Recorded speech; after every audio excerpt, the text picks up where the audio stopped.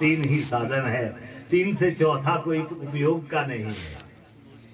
कानों से भगवान की दिव्य वाणी सुनिए, मन से उस भगवान का स्मरण करिए और मुखमंडल से आप परमात्मा का कीर्तन करिए, आपका कल्याण हो जाएगा। हरिवंश महापुराण की कथा में पिछले कल हमने आपको सूर्यवंश के कुछ राजाओं की कथाएं सुनाई थी। सूर्यवंश में ही सगर हुए थे और सगर के पुत्रों ने जब समुद्र को खोदना शुरू किया था तो उसके बाद समुद्र का नाम सागर पड़ा था। जो सागर समुद्र को कहते हैं, वो सागर के बच्चों ने जब अपने घोड़े को ढूंढने के लिए इस पूरी की पूरी पृथ्वी को छान लिया था, समुद्र को खोदने लग गए थे। तो इसलिए किसने, वही कौन खोद रहा है इसको, कौन इसको कुरेद रहा है, वही सागर, सागर के बच्चे सागर। तो इसलिए समुद्र का नाम भी क्या पड़ गया, सागर ही पड़ गया था। उन्हीं की अगली पीढ़ी में अज हुए हैं। अज कहते हैं ब्रह्म को। अज का नाम क्या है, अज ब्रह्म को कहते हैं। न जायते इति अजः, जो कभी पैदा नहीं होता है, जो मरता नहीं है, वो कौन है, हमारी आत्मा ऐसी है, न पैदा होती है न मरती है, वो अज है। उन्हीं के आगे पुत्र हुए थे दशरथ महाराज जी। आज हमने आपको राम की कथा सुनानी है। राम की कथा बड़ी महान है। राम जैसी कोई कथा नहीं है, राम जैसे कोई राजा नहीं है, और राम से बढ़कर के संसार में कोई भगवान नहीं है। दशरथ महाराज जी की तीन रानियां थी। एक रानी का नाम था, बड़ी बड़ी का नाम कौशल्या था। उनसे जो छोटी थी उसका नाम सुमित्रा था, और उनसे जो छोटी रानी थी उनका नाम कैकेयी था। कैकेयी भगवान की बड़ी लाडली रानी थी। दशरथ महाराज जी की बड़ी लाडली थी वो, लेकिन वो शूरवीर भी उतनी ही थी। एक बार युद्ध के लिए दशरथ महाराज जी चले गए, और युद्ध करने के लिए चले गए, और साथ में कैकेयी भी युद्ध के लिए गई।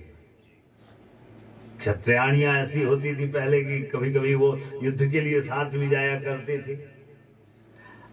पता नहीं क्यों तैयार हुई कैकेयी, और क्यों उसने साथ जाना तय कर दिया। अब जब साथ जाने के लिए तैयार हुई तो दशरथ महाराज जी ने भी नहीं रोका और साथ चल पड़ी। युद्ध करते करते क्या हुआ कि रथ का पहिया निकल रहा था, रथ का पहिया बाहर खिसक रहा था, धुरी से बाहर निकल रहा था। दशरथ जी तो युद्ध कर रहे थे, कैकेयी ने ये देख लिया कि मेरे पति का रथ का पहिया बाहर गिर रहा है, और कैकेयी इतनी बलशालिनी थी कि उन्होंने क्या कर दिया, उन्होंने अपनी उंगली वहां पर, जहां पर वो जिस धुरी से खिसक रहा था, अपनी उंगली वहां पर बसा दी, और रथ का पहिया चलता गया, और वो आगे चलती गई, उसके साथ आगे बढ़ती रही, लेकिन रथ के पहिए को रुकने नहीं दिया। और अंत में दशरथ महाराज जी को विजय श्री प्राप्त हो गई। जब बाहर देखा कि मेरी पत्नी कहाँ है, जब देखा कि वो तो रथ के पहिए के पास है, उन्होंने उससे अपनी उंगली खींची तो उंगली लहूलुहान थी, और दशरथ राजा ने ये कह दिया, देख देवी, अगर आज तू साथ ना होती, तो मेरे पास न होती, तो आज मैं युद्ध में विजय को प्राप्त न करता, विजय श्री मुझे न मिलती। आज मुझे जो ये विजय मिली है, मुझे जो वर्चस्व मिला है, ऐश्वर्य मिला है, ये तेरे कारण से मिला है, क्योंकि तू मेरे साथ थी, और तेरे कारण से मुझे युद्ध में विजय की प्राप्ति हुई है। इस तरह से दशरथ कैकेयी पर बड़े प्रसन्न हो गए, और कैकेयी के लिए कह दिया, बोल कैकेयी तू क्या चाहती है, मैं तुझे वरदान देना चाहता हूँ, बोल मांग मुझसे, 2 वरदान मांग ले। देखो 2 वरदान ही क्यों, 3 क्यों नहीं, 2 से 3 भी मांगे जा सकते थे, लेकिन पतिव्रता स्त्री जो होती है वो 2 ही वरदान मांगती है, 2 से तीसरा वरदान वो नहीं मांगती है, केवल 2 ही वरदान मांगती है पतिव्रता स्त्री। आपने महाभारत का युद्ध देखा होगा, जब द्रौपदी मैया का वस्त्र हरण कर रहे थे पांडव। उसके बाद धृतराष्ट्र महाराज जी द्रौपदी के पास गए थे और द्रौपदी से कहने लगे, देख मेरी बेटी, तू मेरे बच्चों को श्राप मत देना, इनको माफ कर देना, जो तू मांगना चाहती है वो मुझसे मांग ले, मैं तुझे एक वरदान देना चाहता हूँ। तो द्रौपदी ने पहला वरदान ये मांगा था, जो मेरे पति युधिष्ठिर है वो दासत्व से मुक्त हो जाए, नहीं तो उनको उस दिन तक दास कहा जाता था कि ये दुर्योधन के दास है, दासत्व से मुक्त हो जाए। जब धृतराष्ट्र ने ये कहा ये हो जाएगा, आज के बाद तुम्हारे पति को कोई दास नहीं कहेगा, तो दूसरा वरदान मांग बेटी, मैं तुझे कुछ और देना चाहता हूँ। तो दूसरे वरदान के लिए ये कहा कि मेरे बाकी के जो 4 पति है वो भी दासत्व से मुक्त हो जाए। फिर कहा द्रौपदी के लिए, द्रौपदी तू और वरदान मुझसे मांग ले, मैं तुझे देना चाहता हूँ। तो द्रौपदी ने कह दिया, नहीं महाराज, लोभ संसार में सबसे बड़ा अनर्थ का कारण है, इसलिए मैं 2 से तीसरा वरदान नहीं मांगूंगी, मेरे लिए 2 ही काफी है। पतिव्रता स्त्री को 2 से तीसरा वरदान नहीं लेना चाहिए। लोभ और लाभ में थोड़ा ही अंतर है। किसका अंतर है? एक मात्रा का अंतर है। जब लाभ के ऊपर एक मात्रा लग जाती है तो क्या बन जाता है? लोभ बन जाता है। इसलिए लोभ में आकर के व्यक्ति इतना है, इतना है, इतना है और इतना करना है, और करने के चक्कर में अपना जीवन ही समाप्त कर देता है। इसलिए लोभ में आदमी को नहीं पड़ना चाहिए। कैकेयी ने भी कह दिया, ठीक है महाराज, अगर आप मुझे वरदान देना चाहते हैं ना, तो आज नहीं लूंगी मैं, कभी समय आने पर वो वरदान लूंगी। 2 वरदान आपसे मैं जरूर लूंगी, मैं उन दोनों वरदानों को ग्रहण करूंगी। आज दशरथ महाराज जी बड़े प्रसन्न है। देखो, पुरुष और स्त्री संसार में ये द्वंद्व है, ये जोड़ा है। जब व्यक्ति अकेला होता है तो बड़ा खुश रहता है, बड़ा प्रसन्न रहता है। क्यों? 1 निरंजन 2 सुखी, 3 में खटपट 4 दुखी।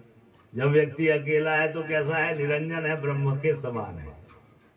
और जब उसके पास दूसरा तत्व आ जाता है, स्त्री आ जाती है, स्त्री के पास पुरुष आ जाता है, 2 सुखी, तो बड़े आनंद से वो रहते हैं। माया और ब्रह्म की तरह, प्रकृति और पुरुष की तरह वो साथ रहते हैं। 3 में खटपट 4 दुखी। जैसे ही थोड़े 2 से 3 हो गए तो खटपट शुरू हो जाती है, और जब 4 हो जाते हैं तो और ज्यादा खटपट बढ़ जाती है। पुरुष क्या है और स्त्री क्या है? पुरुष शौर्य है और स्त्री धैर्य है।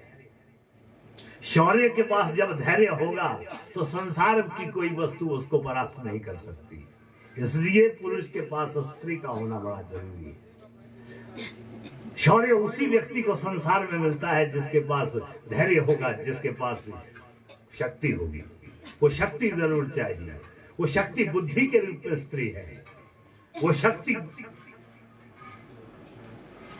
गृहस्थ में पत्नी के रूप में है, आध्यात्मिक रूप से वो बुद्धि के रूप में है, और भौतिक जगत में वो सहचारिणी के रूप में है। उसके पास वो शक्ति जरूर होनी चाहिए। इसलिए जिस व्यक्ति के पास धैर्य नहीं है वो कभी शौर्य को प्राप्त नहीं कर सकता। आज दशरथ महाराज जी इतने शौर्य से युक्त है क्योंकि उनके पास धैर्य है, उनके पास पत्नी साथ है। और उन्होंने राजाओं को परास्त कर लिया। दशरथ महाराज जी वापस आ गए। बड़ा समय व्यतीत हो गया, उम्र ढलने को आ गई, लेकिन घर में संतान नहीं हो रही थी। व्यक्ति संतान के लिए बड़ा परेशान रहता है, बड़ा चिंतित रहता है। संतान नहीं हो रही थी। इच्छा हुई दशरथ महाराज जी की कोई पुत्रेष्टि यज्ञ किया जाए, कोई संतान गोपाल के जप किए जाए, उससे शायद संतान हो जाएगी। जब संतान के लिए अनुनय विनय किया वशिष्ठ ऋषि से कि महाराज आप यज्ञ करवाइए हमारे घर पर, हम संतान गोपाल का पुत्रेष्टि यज्ञ करना चाहते हैं, आप घर पर यज्ञ करवाइए। वशिष्ठ ऋषि ने ये कह दिया, देखो दशरथ राजा, मुझे भी पुत्रेष्टि यज्ञ की विधि पता नहीं है। भगवत वत्सल भगवान की आज ये दशा है। अगर किसी को पता भी नहीं है तो आज अर्थ के लालच में आकर के व्यक्ति, धन के लालच में आकर के कह देता है, हाँ मुझे पता है, मैं कर दूंगा। जो चीज की नहीं है, जो सीखी नहीं है, उसको मत करिएगा। आज बहुत सारी विधियां ऐसी है जो विलुप्त हो रही है, उनका सही सही विधि से पालन नहीं हो रहा है, सही सही से अनुष्ठान नहीं हो रहा है, वो विलुप्त होने की कगार पर आ गई है। कारण क्या है कि सीखने की इच्छा रखते नहीं है, जो जानते हैं वो विद्याएं उन्हीं के पास, उन्हीं के साथ विलुप्त होने जा रही है। इसलिए विधि को पहले सीखना चाहिए। आजकल क्या करता है व्यक्ति, हर चीज गूगल में ढूंढता है, किसी में मिल जाए देख लूंगा, कर लूंगा। लेकिन साधना और सिद्धियां ये किसी के पास जाकर के प्राप्त की जा सकती है। जब तक गुरु नहीं होगा तब तक साधना और सिद्धि में कामयाबी नहीं मिलेगी, आपको पूरा पूरा लाभ नहीं होगा। वशिष्ठ ऋषि ने भी कह दिया, महाराज मुझे पुत्रेष्टि यज्ञ की विधि नहीं आती है। ब्रह्म ऋषि वशिष्ठ भी ये कहते हैं। अब दशरथ महाराज जी ने कहा, तो कौन जानता है पुत्रेष्टि यज्ञ की विधि को? कौन पुत्रेष्टि यज्ञ की विधि को पूरा पूरा जानता है? उनके पास हमें ले जाइए। महाराज वो श्रृंगी ऋषि है, वो पुत्रेष्टि यज्ञ की विधि को पूरा पूरा जानते हैं। उनके पास जाइए आप, वो आपको पुत्रेष्टि यज्ञ करने के लिए तैयार हो जाएंगे। अगर तो आप उनसे पुत्रेष्टि यज्ञ करवाइएगा। श्रृंगी ऋषि बड़े महान ऋषि है, जो आपके मंदिर की शिवरात्रि में श्रृंगा नाम से जाते हैं, वही श्रृंगी ऋषि है। श्रृंगी ऋषि के पास दशरथ राजा गए और दशरथ राजा ने अनुनय विनय किया, महाराज मैं पुत्रेष्टि यज्ञ करवाना चाहता हूं, आप चलिए, आप मेरे घर पर पुत्रेष्टि यज्ञ करिए। और हिमाचल से जाकर के वहां पुत्रेष्टि यज्ञ करने के लिए श्रृंगी ऋषि गए हैं, और श्रृंगी ऋषि ने बड़े अच्छे से परिपूर्ण विधि से पुत्रेष्टि यज्ञ किया। और पुत्रेष्टि यज्ञ करने के बाद वहां चरु निकला, और जैसे ही चरु निकला तो चरु तीनों की तीनों रानियों को देने के लिए कह दिया, हे राजा दशरथ, ये चरु निकला है, तुम तीनों रानियों को ये चरु दे दो। अब जैसे ही प्रसाद निकला तो दशरथ राजा ने क्या कर दिया, सबसे पहले उस प्रसाद के दो भाग कर दिए। आधा भाग एक तरफ कर दिया और आधे भाग के फिर दो भाग कर दिए, क्योंकि रानियां कितनी थी? 3 थी। तो आधे भाग के फिर दो भाग कर दिए। इस तरह से 3 भाग उसके बना दिए। आधा भाग तो दे दिया कौशल्या को, और जो एक भाग था वो सुमित्रा को दिया, और अंत में कैकेयी को दे दिया। कैकेयी ने जैसे ही देखा कि मुझे अंत में मिला है, कैकेयी बड़ी लाडली थी। ये जो लाडले होते हैं ना, ये बड़ा दुख देते हैं। जो जितना लाडला होगा वो उतना ही कष्ट आपको देगा, ये पक्का है। इसलिए ज्यादा लाडला मत बनाइएगा किसी को, वो दुख बहुत देता है।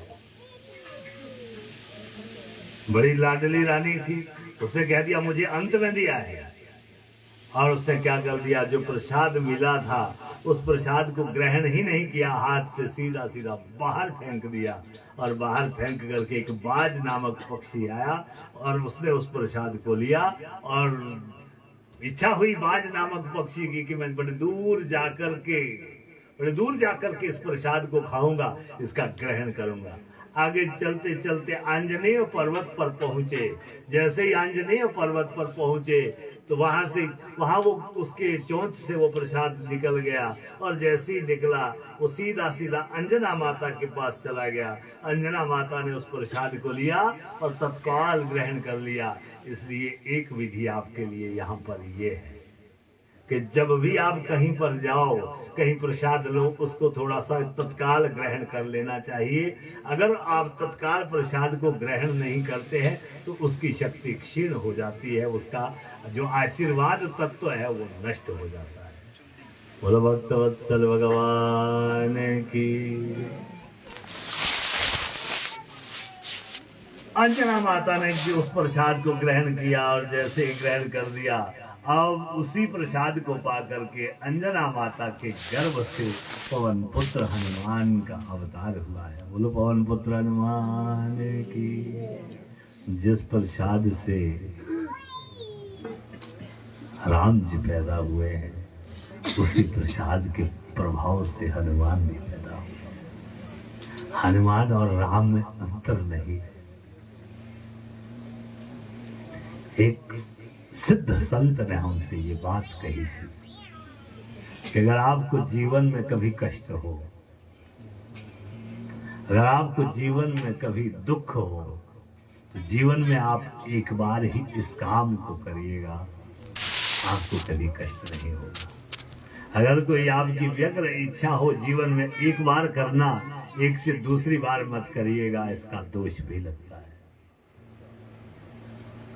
वो क्या था कि जब कभी आप बड़े कष्ट में हो तो आप क्या करना, आपने सुबह उठ करके किसी मंगलवार के दिन सुबह ब्रह्म मुहूर्त में उठना और उठ करके जैसे ही शुद्ध अवस्था में उठ करके आपने भगवान के लिए भोग बनाना है। भगवान के लिए आपने प्रसाद बनाया और प्रसाद बना करके उसको बंद कर देना और बंद करके उसको सीधा सीधा कहाँ ले जाना। सबसे पहले आपने उस प्रसाद को हनुमान के मंदिर में ले जाना, हनुमान जी को वो प्रसाद चढ़ाना, हनुमान जी से कहना, हे प्रभु मेरी ये इच्छा है, इसको आप पूरा कर दीजिए।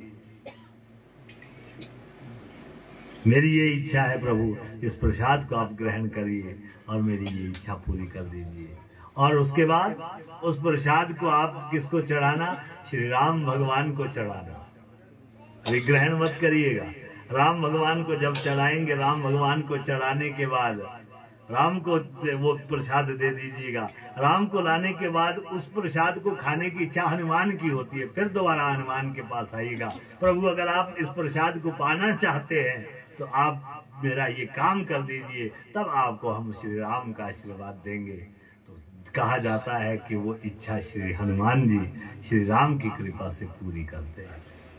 पहले श्री राम को भोग लगाइए और श्री राम के बाद आप तत्काल हनुमान जी को भोग लगाइए और कहिएगा, प्रभु आपको राम की कृपा प्राप्त है, आप हमारा ये काम कर दीजिए, आपका काम बन जाएगा। अंजना माता के प्रभाव से पवन पुत्र हनुमान आविर्भूत हो गए। अब हाहाकार मच गया कि कैकेयी ने प्रसाद बाहर फेंक दिया। अंत में क्या किया कि थोड़ा सा प्रसाद कैकेयी के लिए सुमित्रा ने दे दिया और थोड़ा सा कौशल्या माता ने दे दिया। इस तरह से तीनों की तीनों रानियों ने प्रसाद पाया है और तीनों की तीनों रानियां उस प्रसाद को खाने से गर्भवती हो गई। तीनों की तीनों रानियां गर्भवती हो गई। अब गर्भ में बच्चे आ गए तीनों रानियों के। बड़ी प्रसन्न है रानियां। जब दासियों को पता चला 3-4 महीने बाद कि इनकी ये गर्भवती हो गई है हमारी रानियां, दासियां भी बड़ी प्रसन्न है अयोध्या में। अब जब 5-6 महीने का गर्भ हो गया, अब गर्भ बढ़ रहा है कौशल्या के गर्भ में भी, सुमित्रा के भी, कैकेयी के भी, और गर्भ ऐसे बढ़ रहा है जैसे शुक्ल पक्ष का चंद्रमा बढ़ा करता है। और कौशल्या माता बड़ी तेजस्विनी हो रही है गर्भ को धारण करते करते। जैसे ही 6 महीने का गर्भ हो गया तो रानियों ने सोचा कि अब कभी भी बच्चा हो सकता है और उन्होंने कपड़े सिलने शुरू कर दिए, वस्त्र बनाने भगवान के लिए शुरू कर दिए कि अब कभी भी हमारे राजकुमार पैदा हो सकते हैं तीनों की तीनों रानियों से। लेकिन महाराज जैसे जैसे समय बीतता गया, 8-9 महीने व्यतीत हो गए लेकिन बच्चा नहीं हुआ। 9 महीने बीत गए। यूं तो काल गर्भ में 9 महीने 10 दिन का पूर्ण काल होता है, 10 महीने भी चले गए। 10वें महीने में भी श्री राम भगवान ने अवतार नहीं लिया। 11 महीने बीत गए। 11वें महीने में भी भगवान का जन्म नहीं हुआ, अवतार नहीं हुआ। 11 महीने 23 दिन के बाद भगवान का अवतार हो गया। इतना लंबा समय भगवान श्री राम ने कौशल्या माता के गर्भ में व्यतीत किया है। 11 महीने 23 दिन का अर्थ क्या है? लगभग पूरा 1 साल ही, 7 दिन कम। इतना लंबा समय पा करके राम भगवान कौशल्या माता के गर्भ से दोपहर के समय में चैत्र के शुक्ल पक्ष की नवमी तिथि को भगवान का अवतार हो गया। बोलो रामचंद्र भगवान की। नवमी तिथि को आए हैं, दोपहर के समय में आए हैं।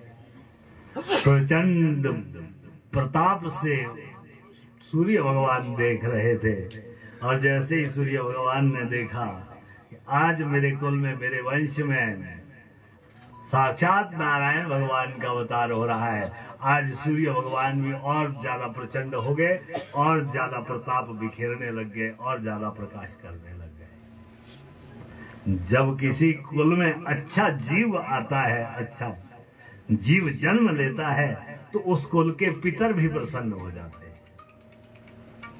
उस कुल के देवता भी प्रसन्न हो जाते हैं कि हमारे कुल में ये ऐसा महान जीव आ रहा है, महान व्यक्ति जन्म ले रहा है। इसलिए गर्भ में जब बच्चा आता है तो अच्छे संस्कारों को ग्रहण करिए, अच्छे काम करने चाहिए। उस वक्त उदंडता नहीं। गर्भावस्था स्त्री के लिए सबसे महत्वपूर्ण समय है कि उसको उस वक्त क्या क्या काम करने चाहिए, कैसे कैसे काम करने चाहिए।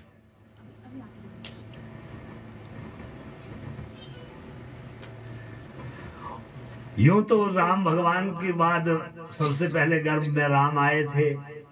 राम के बाद जो है गर्भ में तो आए दूसरे नंबर पर भरत जी, लेकिन जो जन्म हुआ था किसका हुआ था? लक्ष्मण का हुआ था। इसलिए राम के साथ हमेशा किसका नाम लगा रहता है? लक्ष्मण का ही लगा रहता है। गर्भ में पहले भरत आए हैं, और जन्म जो पहले पहले हुआ है राम जी के बाद किसका हुआ है? लक्ष्मण भैया का हुआ है। इस तरह से लक्ष्मण का भी जन्म हो गया, भरत का भी अवतार हो गया, और शत्रुघ्न का भी अवतार हो गया। चार पुत्र दशरथ महाराज जी के घर पर, दशरथ महाराज जी के महल पर आविर्भूत हो गए। बड़ा आनंद हो गया। सारी दुनिया बड़ी प्रसन्न है, सारी दुनिया बड़ी आनंदित है कि देखो आज राम ने अवतार ले लिया, भगवान ने अवतार ले लिया। लेकिन एक ऐसा व्यक्ति था जो रोए जा रहा था, एक ऐसा व्यक्ति था जो अपने आंखों से आंसुओं को उड़ेल रहा। वो कौन थे? वो चंद्रमा थे। जैसे ही चंद्रमा की ओर राम भगवान ने सूती का गृह से देखा, पूछा चंद्रमा से, अरे चंद्रमा क्या तू मेरे अवतार से खुश नहीं हुआ? नहीं प्रभु, आपके अवतार से कौन खुश नहीं होगा, कौन प्रसन्न नहीं होगा। लेकिन मेरी दशा ये है कि मैं आपको देखने में वंचित रह गया, मैं आपको देख नहीं पा रहा हूं। सूर्य भगवान अपने गति को बढ़ा रहे नहीं है, बढ़ा नहीं रहे, और जब सूर्य आगे निकलेंगे तो मैं जाकर के देख पाऊंगा। अब सूर्य तो टिके हुए हैं। राम भगवान कहते हैं, देख चंद्रमा, मैं सूर्य भगवान को तो आदेश नहीं दे सकता हूं, ये मेरे कुल के इष्ट देवता है, लेकिन मैं तो आपके लिए इतना काम कर सकता हूं। यद्यपि मेरा जन्म हुआ है, अवतार हुआ है, सूर्य वंश में हुआ है, लेकिन मैं अपना राम का नाम जो है सूर्य वंश से नहीं रखूंगा, चंद्र वंश से रखूंगा। चंद्रमा तेरे नाम से रखूंगा। मुझे दुनिया राम सिंह नहीं कहेगी, मुझे दुनिया क्या कहेगी? रामचंद्र कहेगी। अब तो प्रसन्न हो जा। लेकिन चंद्रमा प्रसन्न नहीं हुए। चंद्रमा फिर पूछा, बोल अब क्या है? महाराज मुझे भी ऐसा मौका दीजिए, ऐसा अवसर दीजिए कि कभी मैं भी आपके अवतार को देख पाऊं। मैं भी आपके अवतार को देखना चाहता हूं, इसलिए प्रभु मेरे ऊपर भी कृपा करिए। भगवान श्री रामचंद्र भगवान ने ये कह दिया, ठीक है चंद्रमा, मैं तुझे वरदान देता हूं कि जो अगला अवतार मेरा होगा, कृष्ण का जो मेरा अवतार होगा, तब तक मैं मैया के गर्भ से बाहर नहीं निकलूंगा जब तक तू पूर्व दिशा से उदित नहीं होगा। पहले तू आएगा चंद्रमा, तब जाकर के मैं माता के गर्भ से बाहर निकलूंगा। अब तो प्रसन्न हो जा। अब चंद्रमा प्रसन्न हो गए। ये राम की कृपा है। जब राम भगवान सूतिका गृह में थे तब से लेकर की कृपा बरसाते हैं। सूतिका गृह से ही चंद्रमा के लिए बड़े बड़े वरदान दे दिए। ये श्री राम की कृपा है। राम का जैसा जीवन, राम की जैसी मर्यादाएं, राम का जैसा तप संसार में कोई कर ही नहीं सकता है। जात कर्म संस्कार राम भगवान के कर दिए, लक्ष्मण भैया के भी कर दिए, भरत शत्रुघ्न के भी कर दिए, सबके जात कर्म संस्कार कर दिए। ये जात कर्म संस्कार क्या होता है? जो नाल छेदन की जाती है वही जात कर्म संस्कार है। बोलो वृंदावन बिहारी लाल की जय हो। जात कर्म संस्कार जरूर करना चाहिए। आजकल तो ये हॉस्पिटल में ही होता है। देखो, आपको जो सूतक व्याप्त होता है तब व्याप्त होता है जब नाल छेदन होती है, उससे पहले आपको सूतक नहीं लगता है। और पातक कब लगता है? जब शमशान घाट में जाकर के व्यक्ति की कपाल क्रिया की जाती है। कपाल का भेदन ज्येष्ठ पुत्र या कनिष्ठ पुत्र करता है। जब उसके मेद को ब्रह्म वहां से ब्रह्म कपाल से बाहर निकालता है, कपाल से बाहर निकालता है, उसके बाद पूरे कुल को पातक लगा करता है। तब तक पातक भी नहीं लगता है। कई कई जगह कपाल क्रिया भी नहीं करते। कपाल क्रिया जरूर होनी चाहिए। कपाल क्रिया करने से हमारे अंदर यूं तो 5 प्रकार की वायु रहती है, लेकिन और भी 5 प्रकार की वायु है। प्राण अपान व्यान उदान समान तो है ही है, और भी 5 प्रकार की वायु है। वो कौन सी है? कृकल, देवदत्त, धनंजय, नाग और कूर्म, 5 प्रकार की ये वायु है।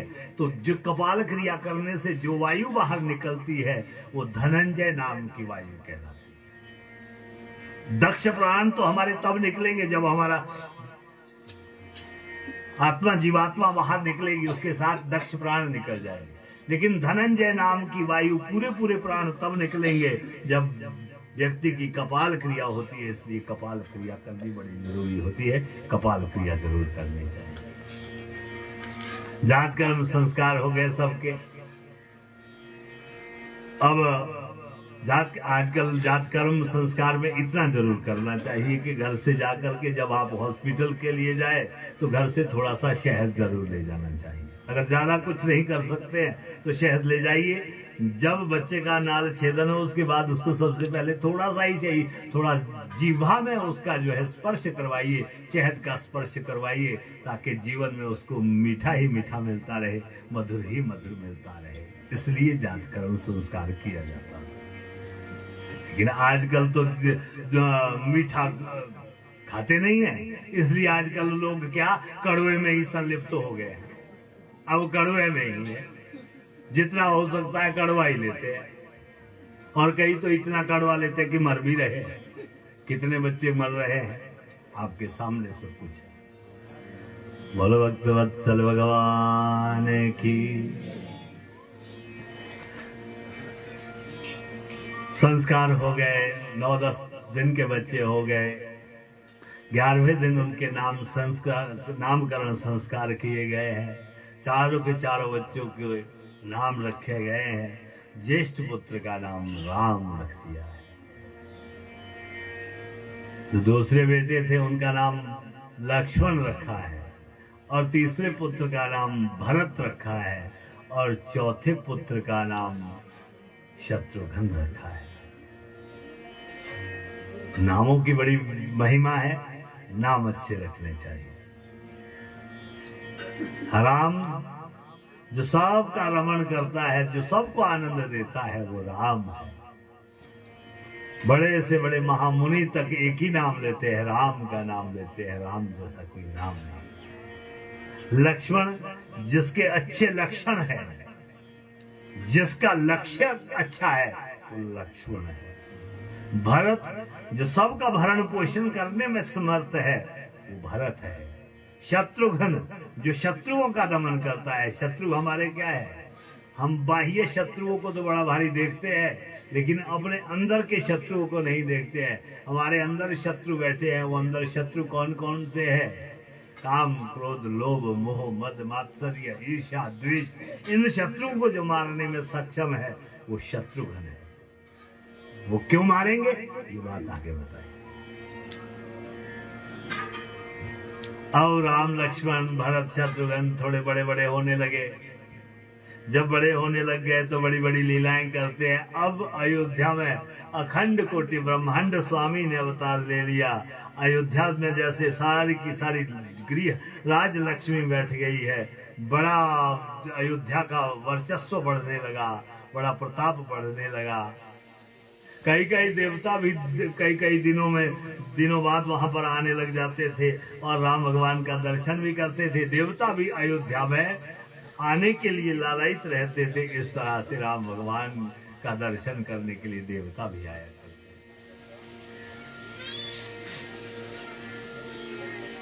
थोड़े थोड़े बड़े होने लग गए, 4-5 वर्ष के बच्चे हो गए।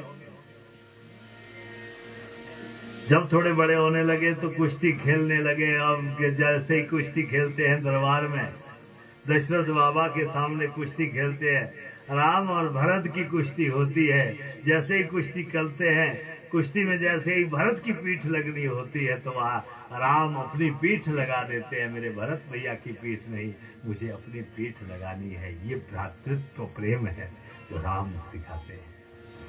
कहाँ ऐसा भाई होगा जो अपनी पीठ स्वयं लगाता है दूसरे को सुख देने के लिए। यही भाई का बल कहा जाता है कि मेरे भैया को दुख नहीं होना चाहिए, मेरे भरत को कष्ट नहीं होना चाहिए। अपनी पीठ लगा देते हैं। भरत बड़े प्रसन्न होते हैं, लक्ष्मण शत्रुघ्न बड़े प्रसन्न होते हैं। देखो राम की कृपा देखिए, जो अपने आप अपनी पीठ लगाते हैं और अपने भाइयों को सुख देना चाहते हैं। थोड़े बढ़ने लगे, बढ़ते बढ़ते 10-11 वर्ष की आयु हो गई, 11-12 वर्ष की आयु हो गई। अब बच्चों के नामकरण तो हो ही गए थे, उनको जनेऊ भी डाल दिए, यज्ञोपवीत संस्कार भी उनका कर दिया। अब वो थोड़े बलशाली भी हो गए थे, बड़ी बड़ी विद्याएं उन्होंने सीख ली थी। एक दिन उनके घर पर कौन आए? विश्वामित्र ऋषि। विश्वामित्र ऋषि पहुंचे और विश्वामित्र ऋषि ने दशरथ राजा से कह दिया, दशरथ आप अपने दोनों पुत्रों को मुझे दे दीजिए, राम और लक्ष्मण को मुझे दे दीजिए। क्यों चाहिए महाराज आपको मेरे पुत्र? मैंने यज्ञ का धागा बांध रखा है, मैं किसी राक्षस को मार नहीं सकता हूँ। मैं यज्ञ कर रहा हूँ, इसलिए मेरे यज्ञ की रखवाली के लिए, रक्षा करने के लिए 2 शूरवीर चाहिए, और वो राम और लक्ष्मण से बढ़कर के कोई संसार में हो नहीं सकते। इन्हें मुझे दे दीजिए। दशरथ राजा से अपने बच्चे दिए नहीं बनते हैं। नहीं, मैं नहीं दे सकता हूँ। वशिष्ठ ऋषि ने समझाया, हे दशरथ राजा, दे दो इन बच्चों को, आप राम और लक्ष्मण को दे दो। ये बड़ा क्रोधी ऋषि है, कहीं क्रोध ना कर दे तुम पर, कहीं कुपित ना हो जाए तुम पर, इसलिए दोनों के दोनों बच्चों को दे दो। अब ये वहां पर कहा, वशिष्ठ ऋषि के कहने पर राम और लक्ष्मण को भेज दिया विश्वामित्र ऋषि के साथ। एक बात और कही वशिष्ठ ऋषि ने, मुझे ऐसा लग रहा है राजा दशरथ, इनका कुछ मंगल होने वाला है अगर ये विश्वामित्र ऋषि के साथ जाते हैं। ऐसा सुना, अब बड़े प्रसन्न हो गए कि अगर ये इनका मंगल होना है तो भेज देता हूं इन बच्चों को। अब मंगल सुन करके अपने बच्चों के प्रति जो स्नेह था उसके ऊपर पत्थर डाल करके अपने स्नेह को कुंठित करते हुए अपने दोनों के दोनों बच्चों को विश्वामित्र ऋषि के साथ भेजा है। और भक्तवत्सल भगवान की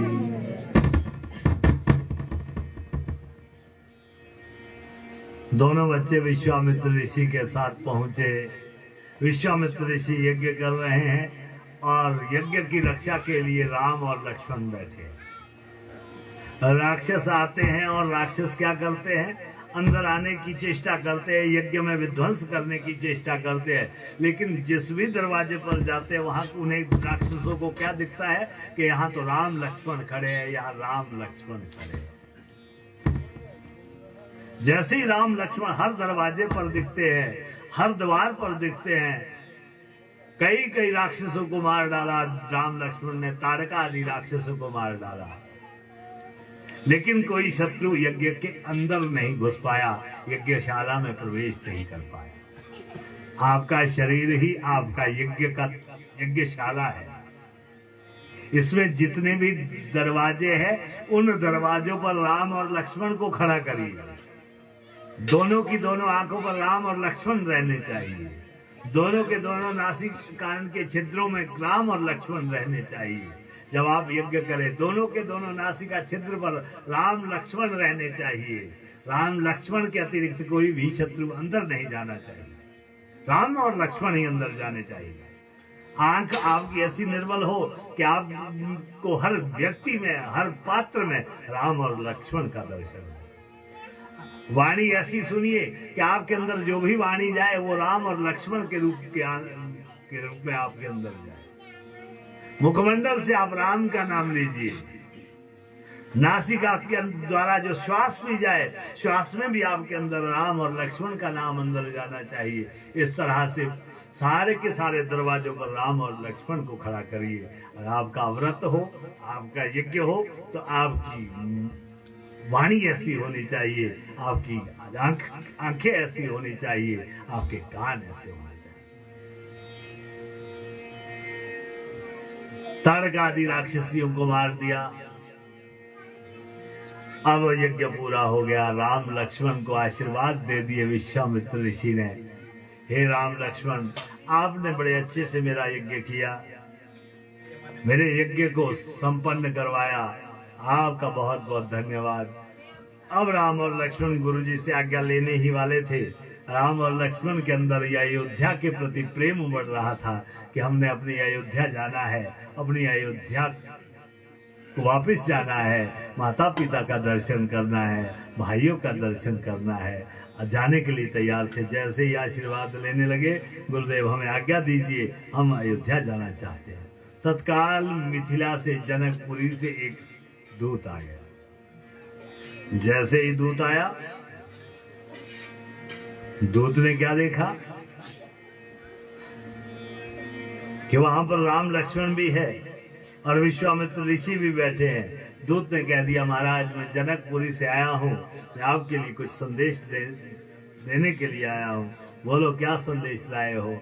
महाराज, राजा जनक ने जनकपुरी से ये संदेश दिया है, हे विश्वामित्र ऋषि, आप भी आइए और आप अपने साथ दोनों राजकुमारों को भी लाइए। जनक राजा स्वयंवर करने जा रहा है अपनी जानकी का। दोनों के दोनों शूरवीरों को साथ लाइए और स्वयंवर में भाग ग्रहण कीजिए। ये सुना, अब राम और लक्ष्मण के लिए विश्वामित्र ऋषि ने कह दिया, हे राम लक्ष्मण, अब आप अयोध्या नहीं जाएंगे, अब आपको अयोध्या नहीं जाना। ये सुना, जहां अयोध्या जाने के लिए गंगा यमुना बह रही थी, प्रेम उमड़ रहा था, वहां अपनी भावनाओं को कुंठित कर दिया और गुरु की आज्ञा का अनुसरण कर दिया। जब गुरु के आदेश को शिरोधार्य करता है व्यक्ति, तो अपनी भावनाओं को जब कुंठित करता है तो समझ लेना कि उसके बाद कुछ अच्छा होने वाला है, कुछ कल्याण जरूर होगा। जो व्यक्ति गुरु की आज्ञा का अनुसरण करता है। अब विश्वामित्र ऋषि के साथ जनकपुरी जाने के लिए लगे और रथ को तैयार कर दिया। रथ में बैठ करके जनकपुरी के लिए चल दिए। विश्वामित्र ऋषि भी जा रहे हैं और विश्वामित्र ऋषि के साथ दोनों के दोनों राजकुमार राम और लक्ष्मण भी जा रहे हैं। राम लक्ष्मण जाने लगे, जनकपुरी में पहुंचे। जनकपुरी में जैसे ही सुना कि विश्वामित्र ऋषि आए, विश्वामित्र की ख्याति पूरे संसार में बढ़ गई थी। बड़े क्रोधी ऋषि थे, इसलिए जल्दी से उनके लिए एक भवन तैयार किया गया और उनको दे दिया गया, महाराज आप इस कक्ष में रहिए, इस महल में रहिए, इस भवन में रहिए, इस पे आप विश्राम करिए। विश्वामित्र ऋषि राम लक्ष्मण के सहित भवन में चले गए, विश्राम कर लिया। सायंकाल होने से पहले पहले वहां पर कह दिया राम लक्ष्मण के लिए, राम लक्ष्मण जाओ मेरे लिए पुष्प वाटिका से पुष्प ले आओ, मुझे अगले कल सुबह ब्रह्म मुहूर्त में संध्या करनी है, भगवान की पूजा करनी है, तो उसके लिए मेरे लिए पुष्प ले आओ। अब फूलों को लेने के लिए राम और लक्ष्मण को भेज दिया। फूलों को लेना, फूलों को तोड़ना, ये बड़ी विधि का काम है। ये मंडोत्रा जी जानते हैं कि फूलों को तोड़ते हुए कैसे उग्र हो जाते थे स्वामी। देखो, आप अगर फूल भगवान के लिए ला रहे हैं और भगवान के लिए पुष्प निकाल रहे हैं तो हाथ में मत रखिएगा, उनको किसी पात्र में रखिएगा। अगर हाथ में रखेंगे तो उसकी शक्ति नष्ट हो जाएगी, वो देवग्राह्य नहीं होता है। इसलिए फूल कभी भी जैसे ही तोड़ दिया किसी पात्र में रखना चाहिए। अगर फूल तोड़ते हुए बोलना भी नहीं चाहिए। जब आप पुष्प को तोड़े तो बोलना भी नहीं चाहिए। अगर कोई व्यक्ति बाहर से आता है, अगर वो प्रणाम भी करता है तो जितने फूल आपने तोड़े हैं वो पूजा के लिए निषिद्ध हो जाते हैं। इसलिए फूल तोड़ते हुए व्यक्ति को भी प्रणाम नहीं करना चाहिए। क्यों? क्योंकि वो फूल जाएगा भगवान के लिए और आपने प्रणाम कर दिया व्यक्ति को। भगवान छोटे हो गए और व्यक्ति बड़ा हो गया, इसलिए फूल तोड़ते हुए व्यक्ति को कभी प्रणाम नहीं करना चाहिए। फूल तोड़ने लगे। फूल तोड़ते तोड़ते उतने में उधर सीता मैया भी आ गई फूल पुष्पों को तोड़ने के लिए।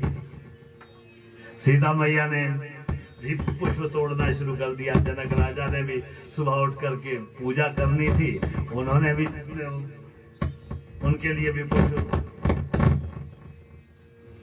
तोड़ना शुरू कर दिया। अब जैसे ही पुष्पों को तोड़ रहे हैं तो तोड़ते तोड़ते क्या हुआ कि राम की दृष्टि सीता मैया पर पड़ गई और सीता की दृष्टि श्री राम भगवान पर पड़ गई। और जैसे ही राम की दृष्टि सीता मैया पर पड़ी, राम भगवान ने अपनी नजरें नीचे को झुका दी। ये राम की मर्यादा है। जैसे ही किसी स्त्री को देखते हैं तो अपनी नजरें नीचे झुका देते हैं। ये हमारे लिए बड़ी शिक्षा है। और जैसे ही सीता मैया ने राम भगवान को देखा तो सीता मैया वहां से निकल पड़ी और भाग गई। अब आज की दशा को देखिए। अगर आज के युग के कन्या और आज के युग के बालक होते तो बोलते सेल्फी तो ले लेते कि हम भी साथ फूल तोड़ रहे थे। आज तो ये दशा है। अभी परिचय है नहीं, सेल्फी पहले ले लेंगे। ये आज की दशा है। सीता में सारे के सारे संसार का सौंदर्य छिपा है, लेकिन फिर भी इतनी शालीनता है, इतनी उसमें लज्जा है कि वो वहां से चली गई। यही कन्या के लिए उपदेश है और पुरुष के लिए यही उपदेश है। जब भी किसी पर स्त्री को देखो तो अपनी नजरें नीचे झुका दीजिए। सारे के सारे संसार की जो भी कोई नारी है वो शक्ति का स्वरूप है, तो शक्ति के सामने नजरें झुकी रहनी चाहिए। राम भगवान वहां से अपने महल के लिए आ गए और सीता मैया जनक राजा के महल चली गई पुष्पों को लेकर के। रात्रि भोजन हो गया, रात्रि भोग लग गया, भोजन कर लिया। भोजन के बाद बड़े प्रसन्न हो गए विश्वामित्र ऋषि भी, राम लक्ष्मण भी। अब रात्रि भोजन के बाद गुरुजी बैठे हैं और गुरुजी के चरणों को श्री राम भगवान दबाने लगे। अखंड कोटि ब्रह्मांड स्वामी भी भगवान के चरण, भगवान भी गुरु के चरणों को दबाते हैं। ये शिक्षा है, ये हमारे लिए इसमें बड़ा भारी ज्ञान है कि आप जब तक गुरु की शुश्रूषा नहीं करेंगे, गुरु की सेवा नहीं करेंगे, तब तक आपको ब्रह्म विद्या नहीं आएगी, विद्या नहीं आएगी। गुरु शुश्रूषया विद्या पुष्कलेन धनेन वा विद्या विद्या वा चतुर्थी नैव कारणम। आपको विद्या मिलेगी तो केवल गुरु की सेवा करने से ही। गुरु शुश्रूषया विद्या, या तो आपको सेवा करने से विद्या मिलेगी। पुष्कलेन धनेन वा, या धन दे करके, आजकल जो ट्यूशन का चला है, धन दे करके आप किसी को शिक्षक को नियुक्त कर सकते हैं। उससे शिक्षा तो मिल जाएगी लेकिन उससे ज्ञान नहीं मिलेगा। ज्ञान तो गुरु की ही सेवा करने से मिलता है। धन से आप साक्षर हो सकते हैं धन देने के द्वारा आप शिक्षक को नियुक्त कर सकते हैं और शिक्षक आपको पढ़ा सकता है, वो नौकरी भी दिला देगा आपको, लेकिन आपको ज्ञान नहीं प्राप्त होगा। ज्ञान गुरु के चरणों में बैठ करके ही। विद्या विद्यावा, या विद्या देकर के विद्या ग्रहण करनी चाहिए। यही 3 कारण है। चतुर्थी नैव कारणम, संसार में कोई चौथा कारण ही नहीं।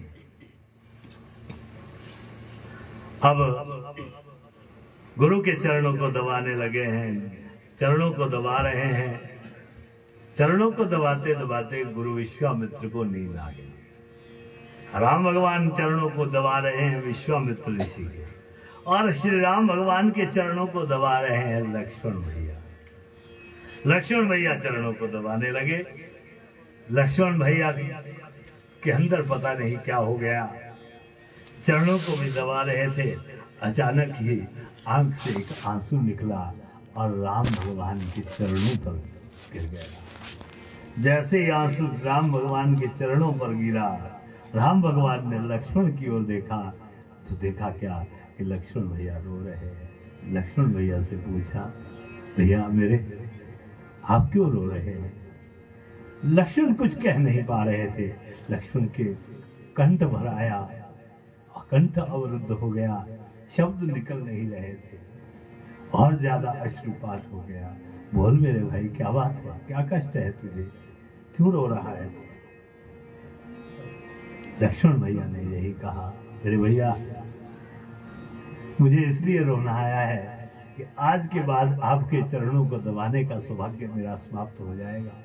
मुझे ऐसा लग रहा है अगले कल मेरी भाभी आएगी और वो मुझे पहले ही दिन ये कह देगी, देख लक्ष्मण, इनके चरणों को दबाने का कार्य मेरा है, आपका नहीं है, इसलिए शायद अगले कल से मैं आपके चरणों को नहीं दबा पाऊंगा, इसलिए मुझे रोना आ रहा है।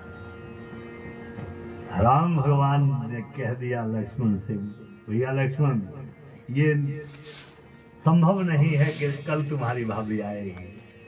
अगर आ भी गई तो लक्ष्मण, मैं तुझे वादा करता हूं, तुझसे तुझे वचन देता हूं कि मैं पहले ही दिन अपनी अर्धांगिनी से ये कह दूंगा कि देख सीते, तू मेरा केवल बायां चरण दबाएगी, दाहिने चरण पर तो मेरे भैया लक्ष्मण का अधिकार है।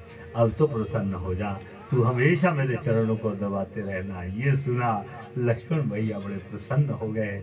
लक्ष्मण भैया भगवान के चरणों में लोटपोट हो गए कि मेरा सौभाग्य बरकरार है, मैं हमेशा भगवान के चरणों को दबाता रहूंगा। आज हम कहाँ हैं? आज तो ऐसी दशा है जहां भाई के चरणों को दबाने के लिए लालायित रहता था, आज तो ऐसी दशा है कि भाई भाई से बात नहीं करता है। आज भाई का भाई से इतना वैर है, इतना तो किसी से वैर ही नहीं। छोटे से खंड के लिए, छोटे से मिट्टी के टुकड़े के लिए व्यक्ति दुश्मनी लगा लेता है। 4 दिन के लिए यहाँ रहना है, ये किसी की नहीं हुई धरती, ये किसी की नहीं हुई, और 100 साल से ज्यादा इसके ऊपर कोई अधिपति भी नहीं रह सकता है। एक ना एक दिन ये छोड़नी होती है। इसके मालिक वही है, केवल एक ही है, भगवान की ये रानी है, भगवान ही इसके मालिक है, बाकी कोई मालिक हो ही नहीं सकता। ये हमारे मन में भ्रांति है कि हम इसके मालिक है, मालिक तो पृथ्वी का कोई हो ही नहीं सकता। बलभक्त वत्सल भगवान की। आओ, विश्वामित्र ऋषि भी सोए हैं, श्री राम भगवान भी शयन कर रहे हैं और लक्ष्मण भैया भी शयन कर रहे हैं। लक्ष्मण भैया बड़े प्रसन्न हो गए कि देखो भगवान ने पहले ही दिन प्रतिज्ञा कर दी कि ये अगले कल अगर मेरी रानी आएगी भी तो वो मेरे चरणों को नहीं दबाएगी। विश्वास ऐसा बनाइए, ऐसी पात्रता आपको बनानी चाहिए कि जीवन में किसी और को उसको प्रमाणित करने के लिए सहारा ना लेना पड़े। आप जो कहे वो प्रमाणिक हो, ऐसा आपका जीवन होना चाहिए। औरों के सहारे से नहीं, आपके जीवन में प्रामाणिकता होनी चाहिए। राम ने एक बार कहा और लक्ष्मण भैया ने मान लिया। कई लोग कहते हैं हम ऐसा कह रहे हैं, सच्ची में ऐसा कह रहे हैं, कुछ कसमें खाते हैं, कुछ और करते हैं, लेकिन नहीं, बात वो कहनी चाहिए जो अच्छी, ऐसी बात कहनी चाहिए। सुबह हुई, स्वयंवर होने को आ गया। स्वयंवर की तैयारियां होने लगी। बड़े बड़े राजे महाराजे उस स्वयंवर में आए थे और जैसे ही स्वयंवर के लिए सभा बैठ गई है, लक्ष्मण भैया ने, श्री राम भगवान ने और विश्वामित्र ऋषि ने भी नाश्ता कर लिया, प्रातराश कर दिया और स्वयंवर के लिए जाने के लिए तैयार हो गए। स्वयंवर में पहुंच गए।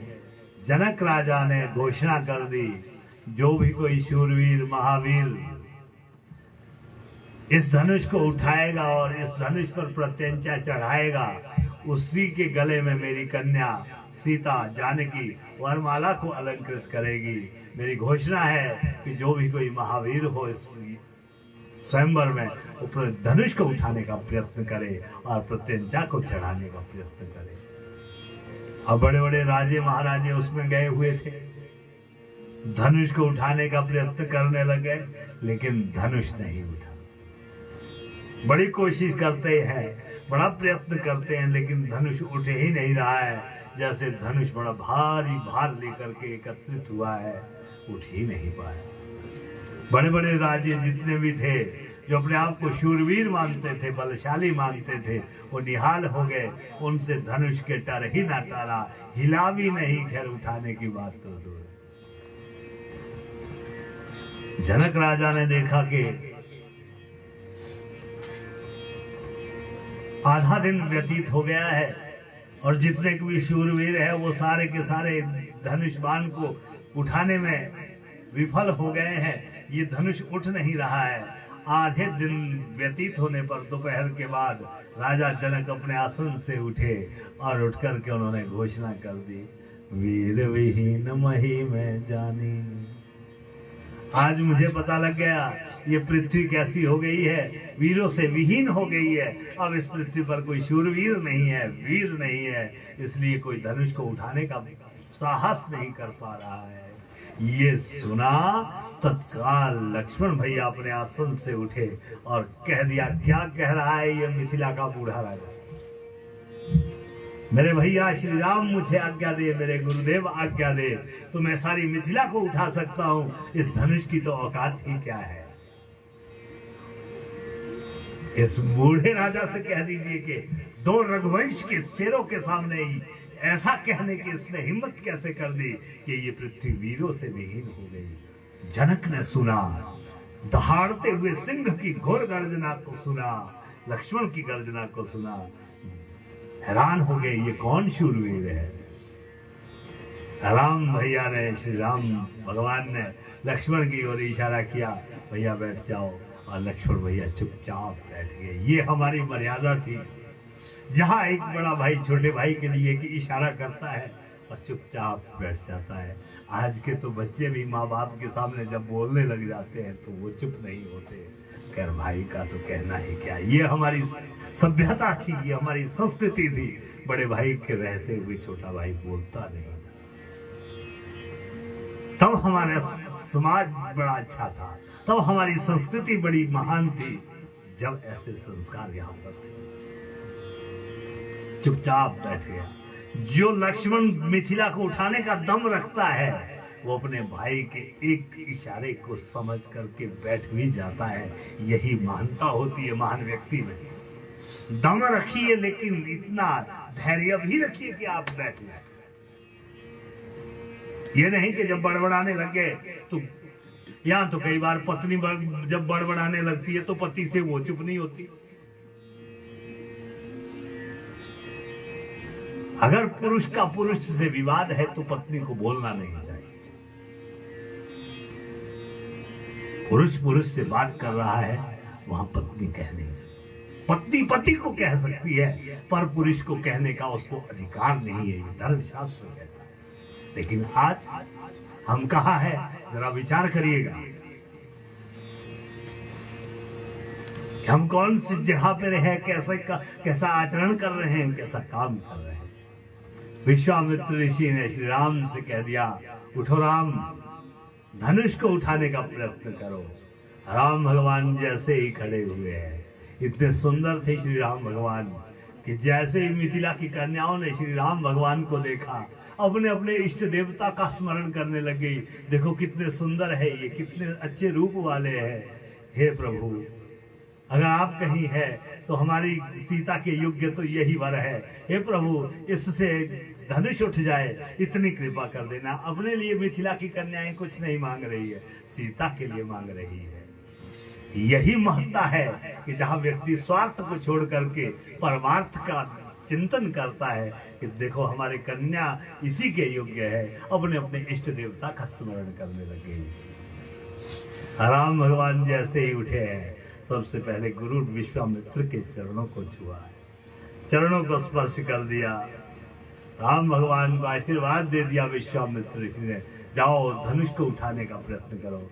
लक्ष्मण भैया के पास आए, लक्ष्मण भैया के सिर पर हाथ रखा है, मन ही मन अयोध्या को और माता पिता को प्रणाम किया, मिथिला की मिट्टी का वंदन किया, शंकर भगवान को प्रणाम किया, सूर्य भगवान को प्रणाम किया। जैसे ही धनुष के पास पहुंचे, धनुष को उठाने लगे, जैसे धनुष अपने आप उठ रहा हो। एक हाथ से जैसे ही धनुष को उठाया, धनुष उठ गया, हाहाकार हो गया।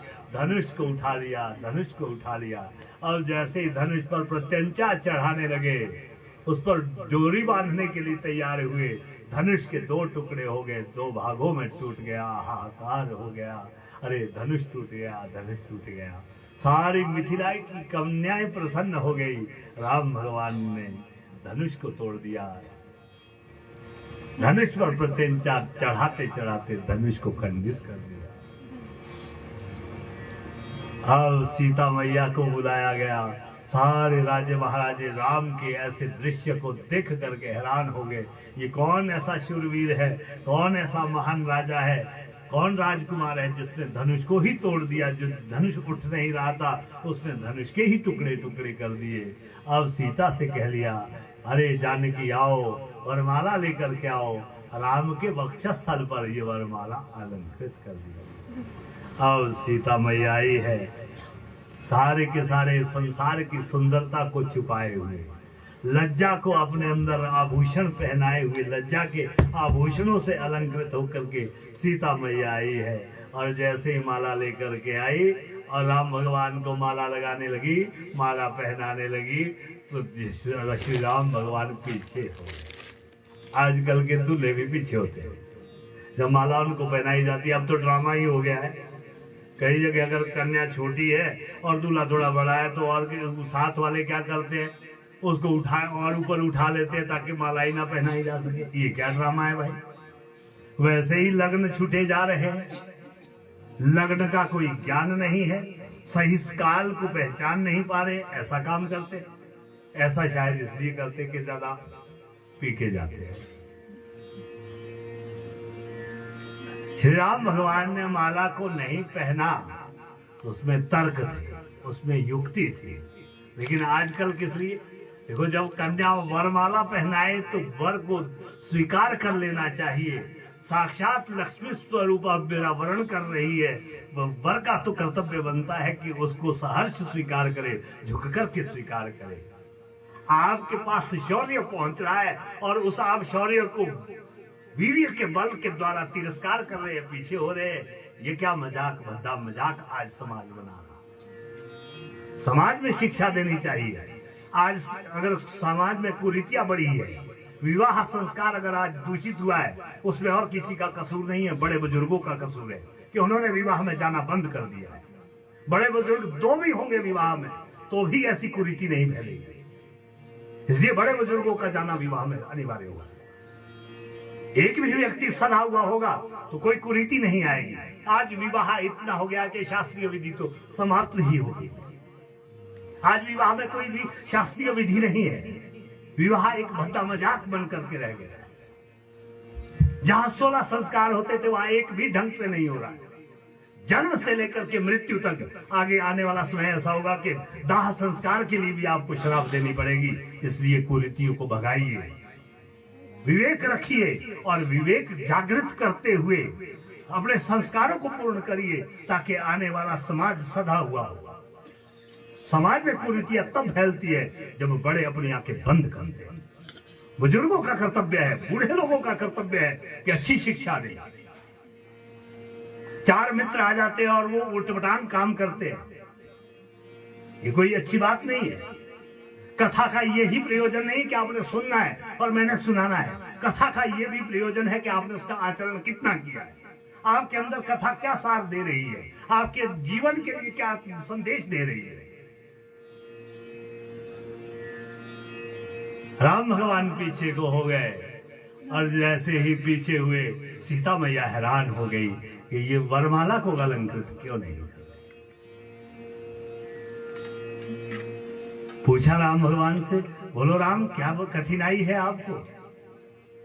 जैसे ही कठिनाई पूछी राम भगवान झुक गए, कह नहीं पा रहे थे। लक्ष्मण भैया उठ गए, ये मेरे भाई है, ये आपसे कुछ नहीं कहेंगे, हम बताते हैं कि इनको क्या कठिनाई है।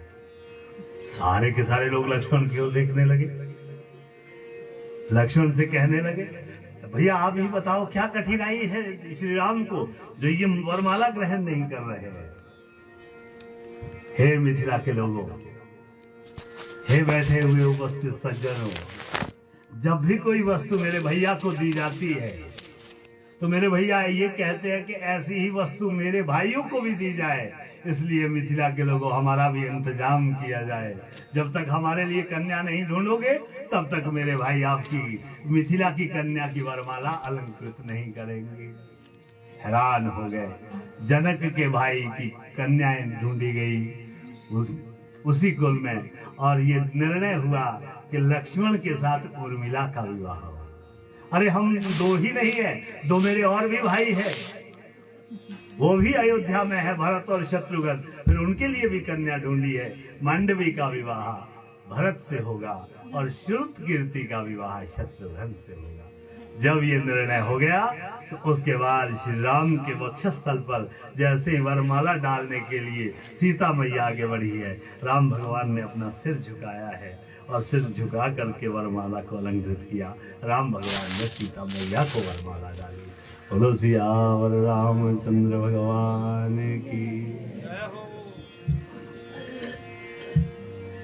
आज माया ब्रह्म की हो गई, प्रकृति पुरुष की हो गई, सीताराम की। अब अयोध्या से बारात आई है और अयोध्या से बारात आई, भरत शत्रुघ्न को भी लाई है और चार कन्याओं का पाणी ग्रहण संस्कार हो गया बड़े अच्छे से। चार कन्याओं का विवाह परिपूर्ण हो गया। अब बड़ा आनंद हो गया। अब कुछ दिनों तक अयोध्या में मिथिला में ही रहे राम लक्ष्मण भरत शत्रुघ्न। अब जब विवाह संस्कार पूरा हो गया तो मिथिला की कन्याओं ने, पहले विवाह में मजाक भी होता था, मजाक चलता था, लेकिन आजकल तो मजाक होता ही नहीं है शादी में। जो पीने वाले हैं वो पी ही रहे हैं, उनको पता ही नहीं है, वो तो नॉट आउट ही रहते हैं 4 दिनों तक। और जो कोई अपना दूसरा महिलाएं हैं उनको हार श्रृंगार से ही फुर्सत नहीं है, वो दिन में 10 प्रकार की साड़ियां बदलती है। अब जो बनाने वाले हैं वो बनाने में ही व्यस्त है, चलो वही बना दिया जाए, धाम खिला दी जाए। पहले मजाक चलती थी, मजाक के लिए क्या कर दिया, श्री राम भगवान को मिथिला की कन्याएं कहां ले गई, कोप भवन में ले गई। चलो आपसे कुछ बात कर दी, हमने अकेले में बात कर दी।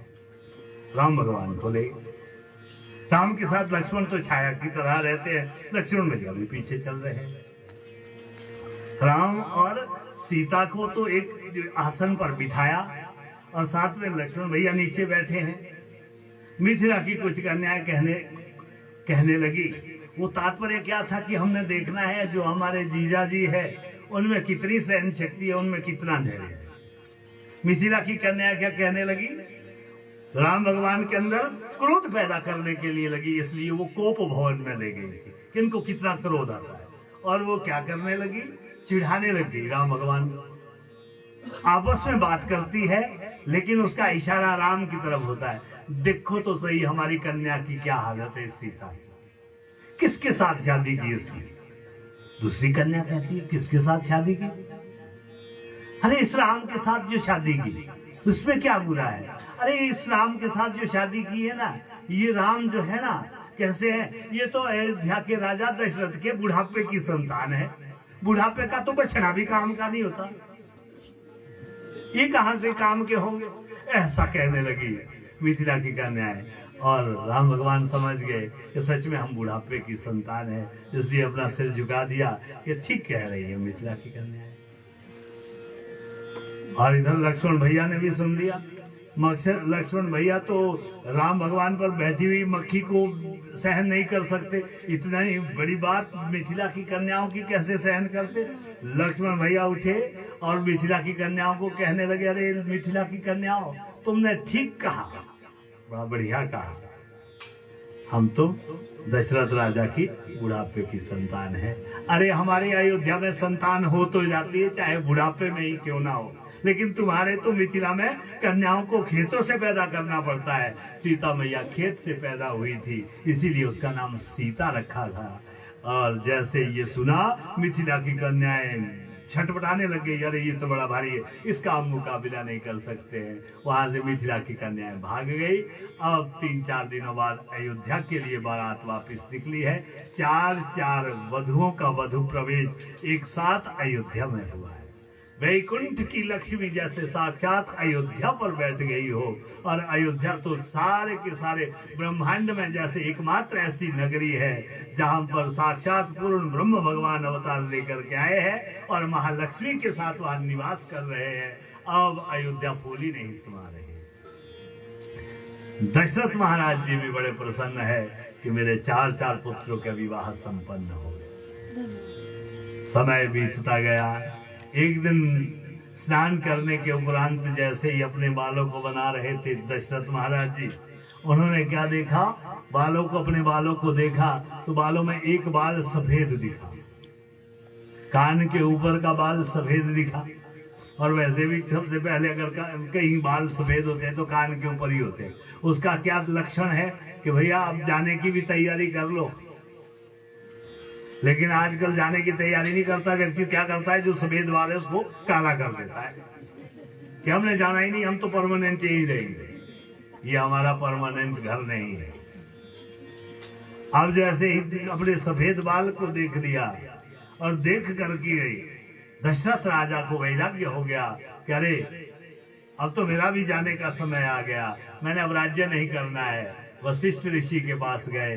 वशिष्ठ ऋषि से कहा, हे वशिष्ठ ऋषि, बढ़िया से मुहूर्त देखिए आप, मैं अपने पुत्रों का विवाह करवाना चाहता, राज्याभिषेक अपने पुत्र राम को देना चाहता हूं। अब वशिष्ठ ऋषि ने मुहूर्त देखा और राजा दशरथ से कह दिया, हे राजा दशरथ, अगर आप बढ़िया मुहूर्त की बात करते हैं, वो तो अगले कल का ही है। अगले कल बड़ा अच्छा मुहूर्त है, इसलिए आप अगले कल ही राजा राम का अभिषेक कर दीजिए, राजगद्दी राज तिलक उनको दे दीजिए। ढोल नगाड़े पीट पीट करके ये संदेश अयोध्या में फैला दिया कि अगले कल राम राजा होंगे, राम राजा होंगे।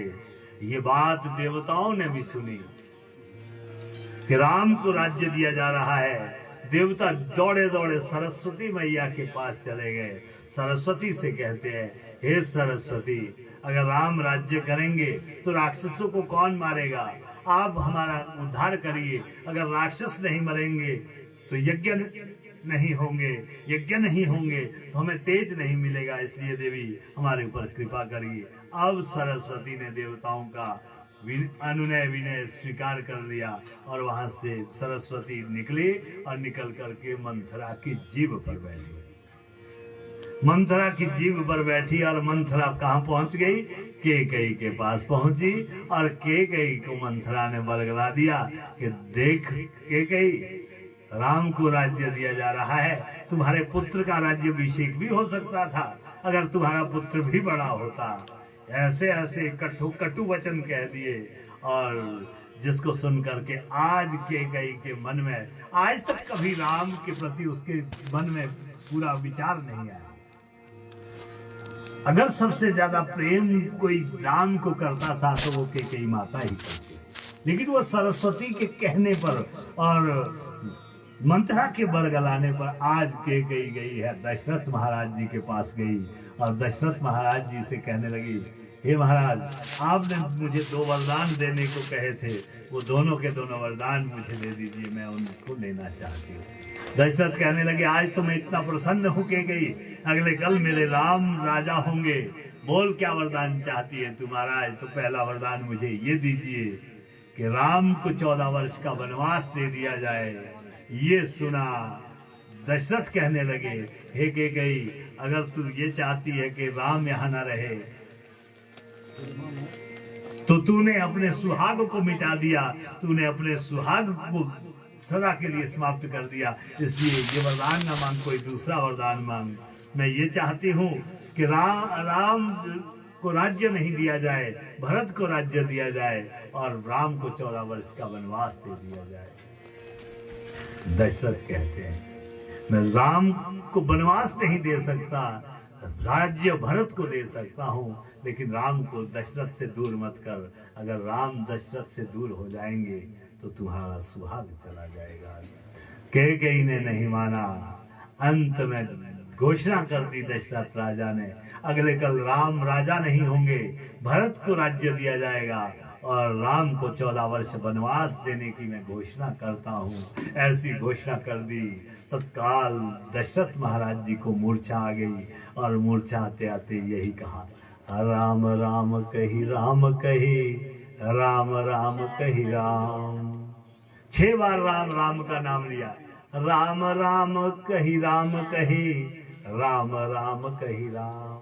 6 बार नाम लिया, जैसे अपने 6 चक्र का भेदन कर रहे हो, राम का नाम के द्वारा अपने 6 के 6 चक्रों को तोड़ रहे हो और खुद वैकुंठ के लिए जा रहे हो।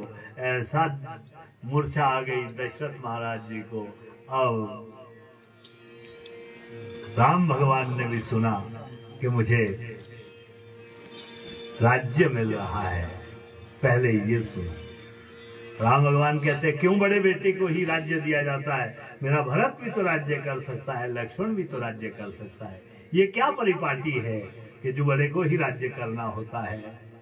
राम भगवान की इच्छा नहीं है राज्य करने की। देखो, जब राज्य दिया जा रहा था तो हर्ष नहीं, प्रसन्नता नहीं, यही विचार कर रहे थे कि ये तो अच्छा नहीं है, मैं राज्य के राजकाज में फंस जाऊंगा तो सत्संग नहीं कर पाऊंगा, अपना कल्याण नहीं कर पाऊंगा, इसलिए विचार कर रहे हैं कि ये तो ठीक नहीं है। जब ये सुना कि मुझे वनवास दे दिया गया है तो राम भगवान को दुख नहीं हुआ।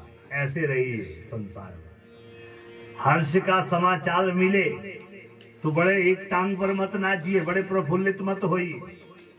दुख मिले तो इतने विचलित मत होइए कि आपको संभालने के लिए 2-4 व्यक्ति और लग जाए। दुख में संभलना चाहिए और हर्ष में हर्षित नहीं होना चाहिए। इस तरह से व्यक्ति का जीवन होना चाहिए। राम भगवान दुखी नहीं हुए, चलो अच्छा है, जंगल जाऊंगा, सत्संग करूंगा, व्रत करूंगा, उपवास करूंगा, चलो ये भी अच्छा है। सुबह हुई,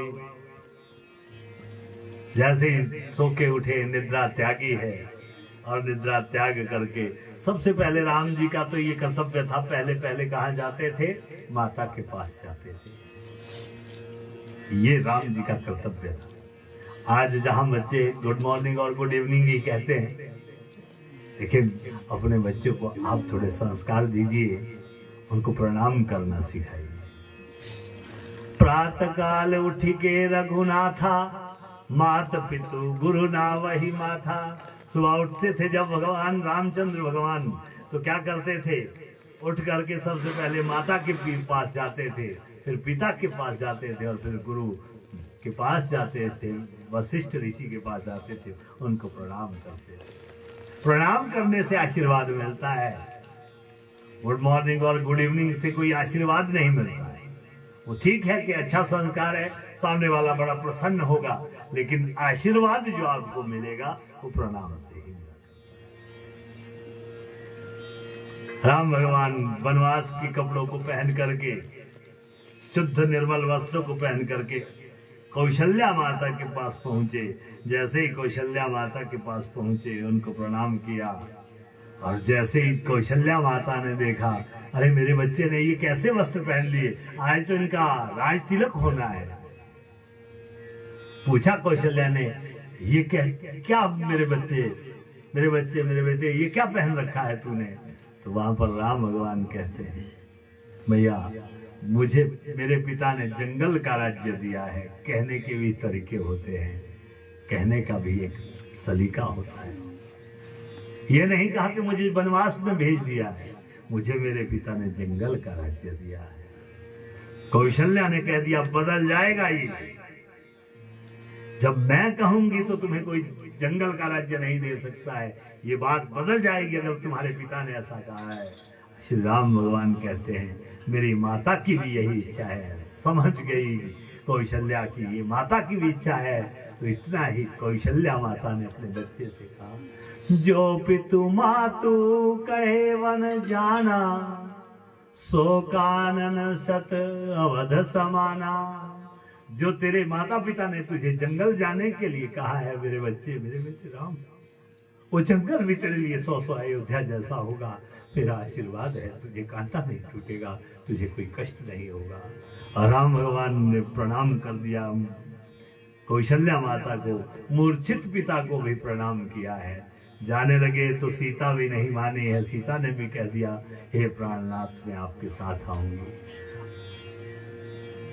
इसीलिए हमने पहले भी कहा था कि अगर पुरुष शौर्य है तो स्त्री धैर्य है, इसलिए सीता साथ चली।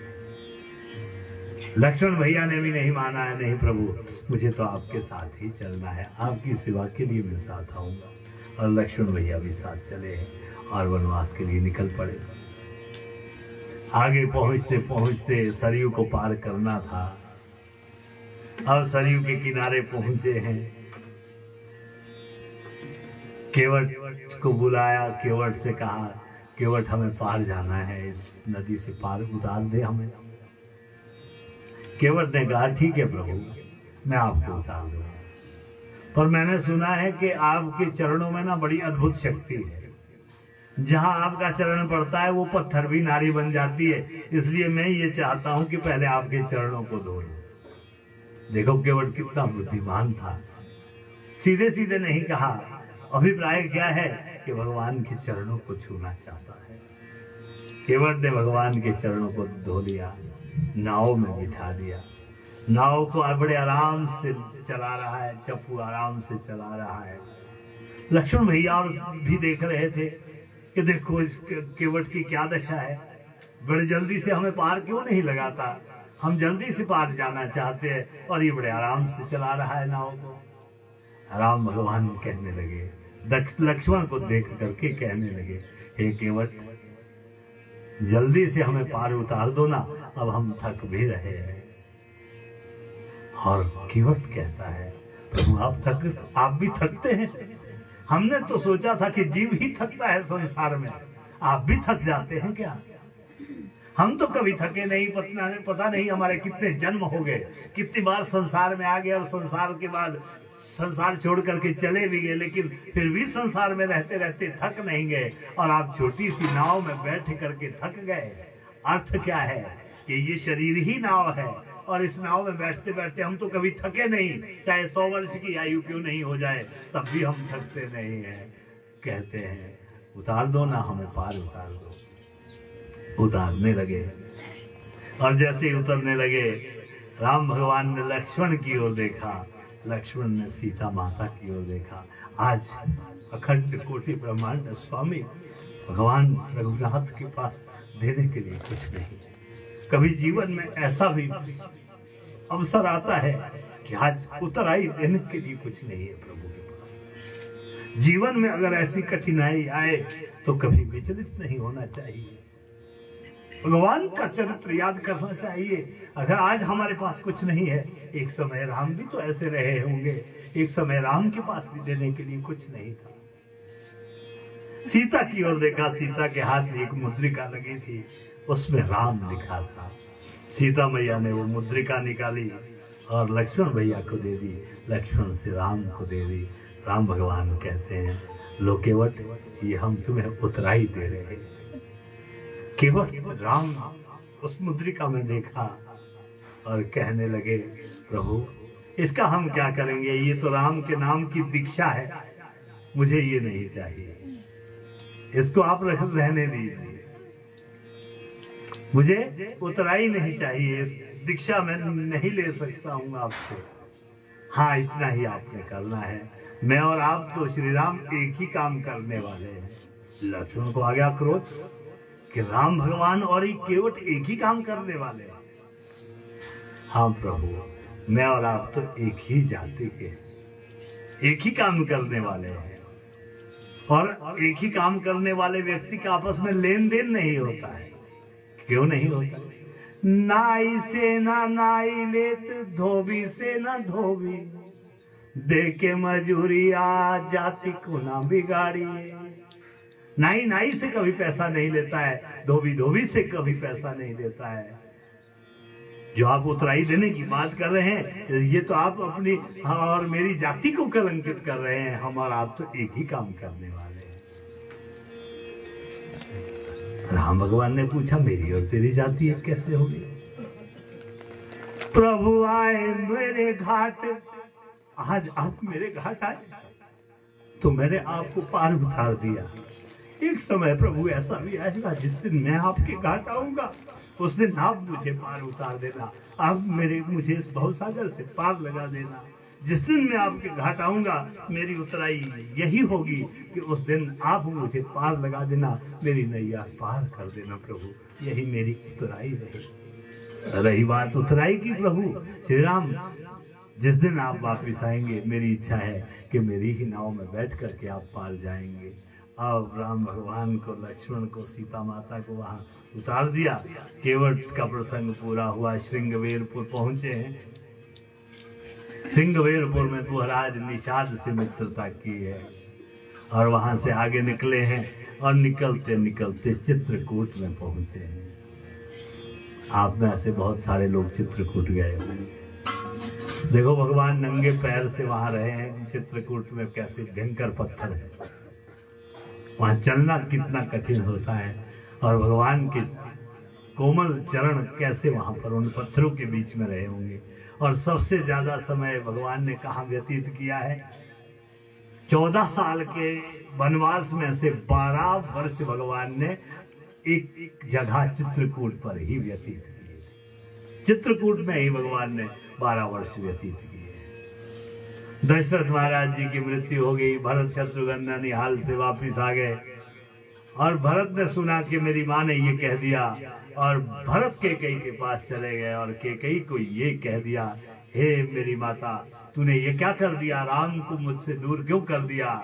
अरे, अगर तूने ऐसा ही वरदान लेना था तो मुझे उसी दिन क्यों नहीं मार दिया जिस दिन मैं पैदा हुआ? ये कह दिया और वहां से आए, सेना को लेकर के आए और सेना को लेकर के चित्रकूट पहुंच रहे हैं। लक्ष्मण भैया ने सेना को देखा, राम जी से कहने लगे, भैया भरत सेना लेकर के आ रहा है, अस्त्र शस्त्र उठाओ, भरत आ रहा है, पता नहीं ये क्या चाहता है हमसे। राम जी ने कह दिया, भरत को तू नहीं जान सकता लक्ष्मण, ये मेरा भाई है। सेना लेकर के क्यों आया था भरत? कि अगर राम भगवान ने वापिस नहीं चलना है तो चित्रकूट को ही राजधानी बना देते हैं, वहीं से संचालन करेंगे अगर अयोध्या वापिस नहीं चलना है। अब जैसे ही पहुंचे, जैसे ही वहां पर राम भगवान के चरणों में पहुंचे, राम के चरणों में झुक गए। भरत कहने लगे, भैया चलिए ना वापिस, वापिस चलिए प्रभु, पिता की मृत्यु हो गई है, राज्य करिए। राम भगवान ने कह दिया, मैंने अपने पिता को वचन दिया है कि मैं 14 वर्ष के बाद ही वापिस आऊंगा, इसलिए भरत तुझे राज्य करना होगा, तू राज्य करेगा वहां, मैं वापिस नहीं आ सकता हूं, ये मेरा वचन है, अपने पिता को मैंने दिया हुआ है। राम भगवान ने ये कह दिया। अंत में भरत ने भी कह दिया, ठीक है भैया, अगर आप नहीं चलेंगे तो आप अपने खड़ाऊ मुझे दे दीजिए, इनको मैं ले जाऊंगा। खड़ाऊ को सिर पर ले गए हैं उठा करके, अयोध्या में खड़ाऊ रखी है और अकेले जाकर के नंदी ग्राम में अपने लिए कुटिया बनाई और भरत भैया वहां रहते हैं। 14 वर्ष तक नंदी ग्राम से ही अयोध्या का संचालन भरत ने किया है, वो भी कभी अयोध्या की नहीं आए हैं, राजगद्दी पर नहीं बैठे हैं। ये प्रेम भरत का राम के प्रति, और कैसे जीवन व्यतीत किया है। गाय को जौ खिलाए जाते हैं, जो गाय खाती है कुछ गोबर के साथ निकल जाते हैं, उनको चुनता है, प्रतिदिन उनको चुन करके एक सुखाता है, सुखा करके उनको पीसता है और पीस करके प्रतिदिन एक रोटी उसकी खाता है। 14 वर्ष तक भरत भैया ने इतना कठिन तप किया है। ये हमारी मर्यादाएं थी। जहाँ एक भाई जंगल गया तो दूसरा भाई घर का राजकाज छोड़ करके नंदीग्राम में बैठा है, तीसरा भाई साथ में बैठा है, साथ गया है छाया की तरह भैया की रक्षा करने के लिए।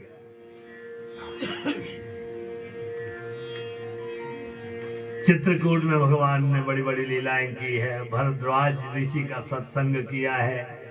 भरद्वाज ऋषि ने सीता माता को एक बड़ी अद्भुत माला भी पहनाई है। वहां जब चित्रकूट में समय हो गया तो वहां से आगे दंडकारण्य में पहुंचे। दंडकारण्य में ही जाकर के बड़े बड़े राक्षस लंका से आते थे और उन्होंने एक दिन देखा क्या कि 2 राजकुमारों के साथ एक सुंदर सी स्त्री रह रही है। ये समाचार रावण को सुना दिया। रावण ने सुना वो कौन स्त्री है जो त्रैलोक्य सुंदरी है, कौन ऐसी स्त्री के साथ कौन राजकुमार रह रहे हैं। शूर्पणखा इत्यादि भी आए हैं। लक्ष्मण भैया ने उस शूर्पणखा की नाक ही काट डाली है। एक दिन क्या हुआ कि मारीच मामा को सोने का मृग बना करके खुद साधु का वेश बना करके वहां पर पहुंचा। सोने के मृग को देखा, सीता कहती है मुझे सोने का हिरण चाहिए, और भगवान कहते हैं असंभवम हेम मृगस्य जन्म। सीते, सोने के हिरण का जन्म कभी हो ही नहीं सकता, ये असंभव है, नहीं मुझे चाहिए। राम ने लक्ष्मण को कह दिया सीता को अकेले मत छोड़ना जंगल में, मैं सोने के मृग के लिए जाता हूँ। राम भगवान सोने के हिरण के पीछे चल दिए। वो बड़ा मायावी था मारीच मामा, वो तरह तरह के वेश बदलता था, छुपता था, राम भगवान को मिल नहीं रहा था, और अंत में जाकर के बड़े दूर ले गया राम को, भगवान को, और वहां से राम के शब्दों में लक्ष्मण को आवाज देने लगा, लक्ष्मण लक्ष्मण। सीता मैया ने सुना लक्ष्मण भैया प्राणनाथ आपको बुला रहे हैं, उनके प्राण शायद संकट में है, जाओ लक्ष्मण जल्दी जाओ। लक्ष्मण कहते नहीं भैया मैं नहीं जाऊंगा, मुझे आपकी सेवा में मेरे भैया ने नियुक्त किया है। ताना भी दिया है मैया ने, सीता मैया ने, कभी ताना नहीं देना चाहिए।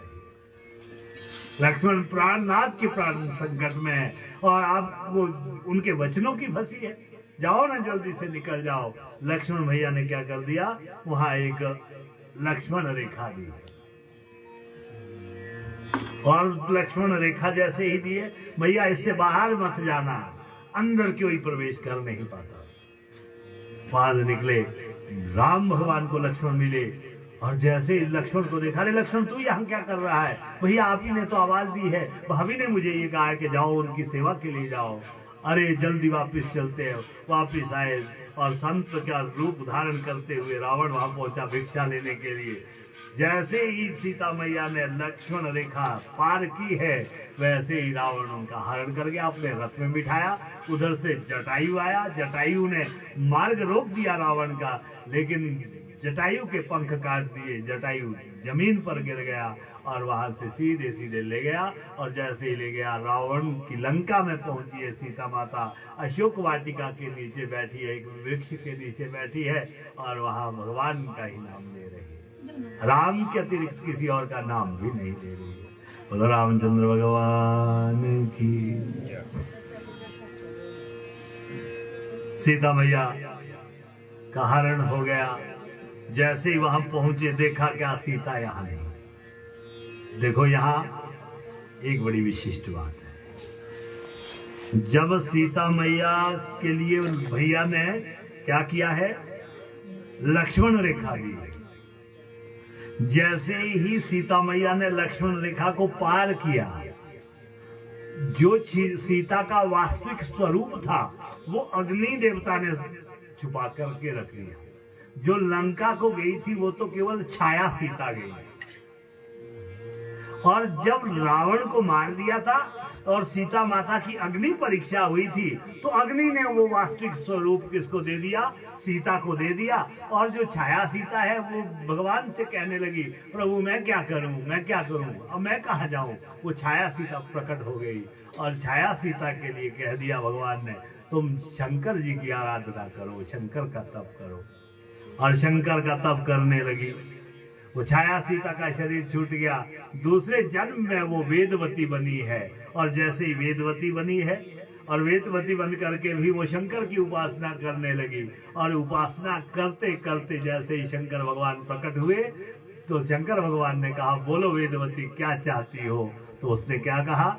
पतिम देहि पतिम देहि पतिम देहि त्रिलोचना, पतिम देहि पंचवार चकारसा।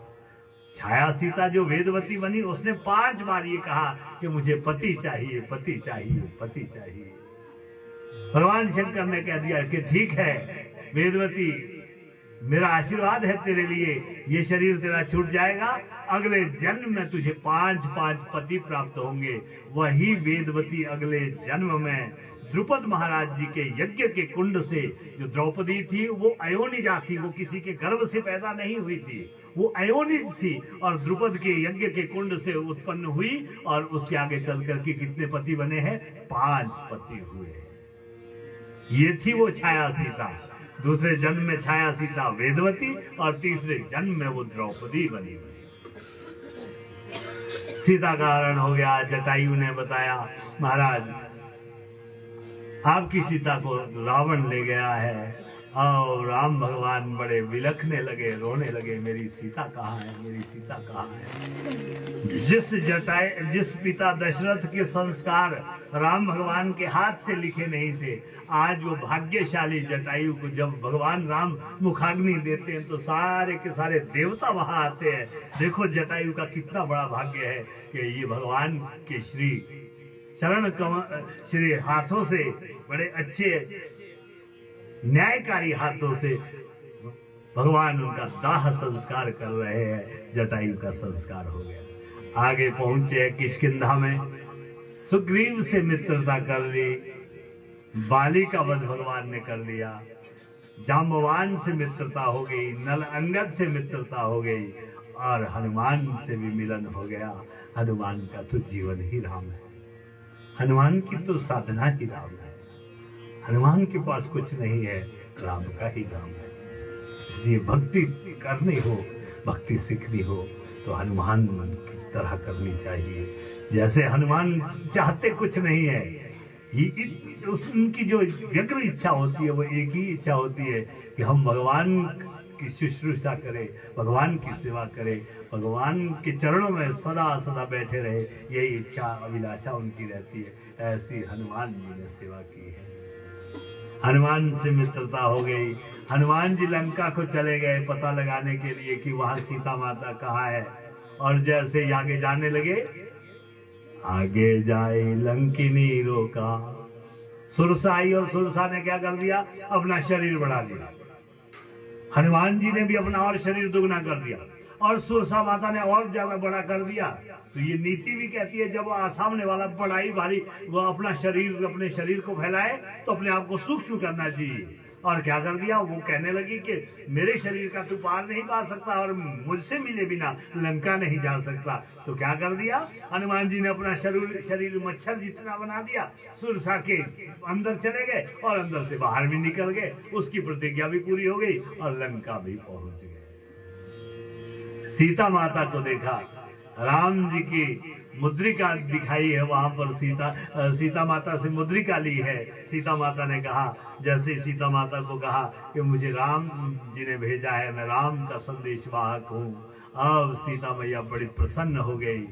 सीता मैया के चरणों में बैठ करके राम के भक्त हनुमान कहते, मैया आप इस पुष्प वाटिका में बैठी है, यहाँ तो बड़े सुंदर सुंदर फल भी लगे, क्या कुछ फलों को खा लूं मैं? सीता मैया ने कह दिया, ठीक है हनुमान, खाने हैं तो खा लो, कुछ फलों को खा लो। अब बंदर फलों को खाना नहीं जानता है, तोड़ना जरूर जानता है। अब सीता माता ने तो कहा था कि आराम आराम से तोड़ना और तोड़ करके खाना। अब हनुमान जी जैसे ही एक वृक्ष में गए और उन्होंने दो चार वृक्षों को हिलाया और सारे के सारे फल नीचे। पुष्प वाटिका जो वहां पे बाग बगीचे थे उनको तोड़ डाला। ये खबर पहुंच गई रावण के पास। रावण ने कहा कौन है वो इतना बलशाली वानर जो हमारे बगीचों को नष्ट कर रहा है, पकड़ो उसको। हनुमान जी को पकड़ लिया, पूंछ में रुई बांध ली और उसको जलाने के लिए तैयार हुए। अंत में हम भक्त हनुमान ने क्या कर दिया, पूरी की पूरी सोने की लंका को जला दिया और अंत में जाकर के जैसे पूंछ तक आग पहुंच रही थी समुद्र में छलांग दे दी और वहां से वापिस आए। वापिस आकर सीता मैया की मुद्रिका भगवान को दे दी और भगवान समझ लिया कि सच में सीता जो है लंका में ही है।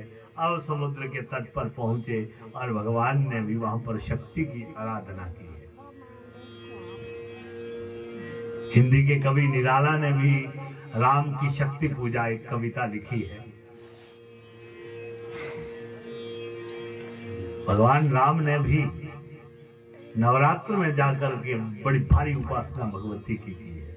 इसलिए जब भी किसी को संकट आए, जब भी किसी को दुख आए, तो उस वक्त भगवती की ही आराधना करनी चाहिए। भगवती की आराधना करते करते भगवान रामेश्वरम में पहुंच गए। अब समुद्र से प्रार्थना करने लग गए, हे समुद्र हमें जगह दे दीजिए, हम लंका जाना चाहते हैं। लेकिन समुद्र ने स्थान नहीं दिया। राम भगवान को क्रोध आ गया। उन्होंने सागर को ही शोषण करने वाला बाण चलाने का निर्णय ले लिया।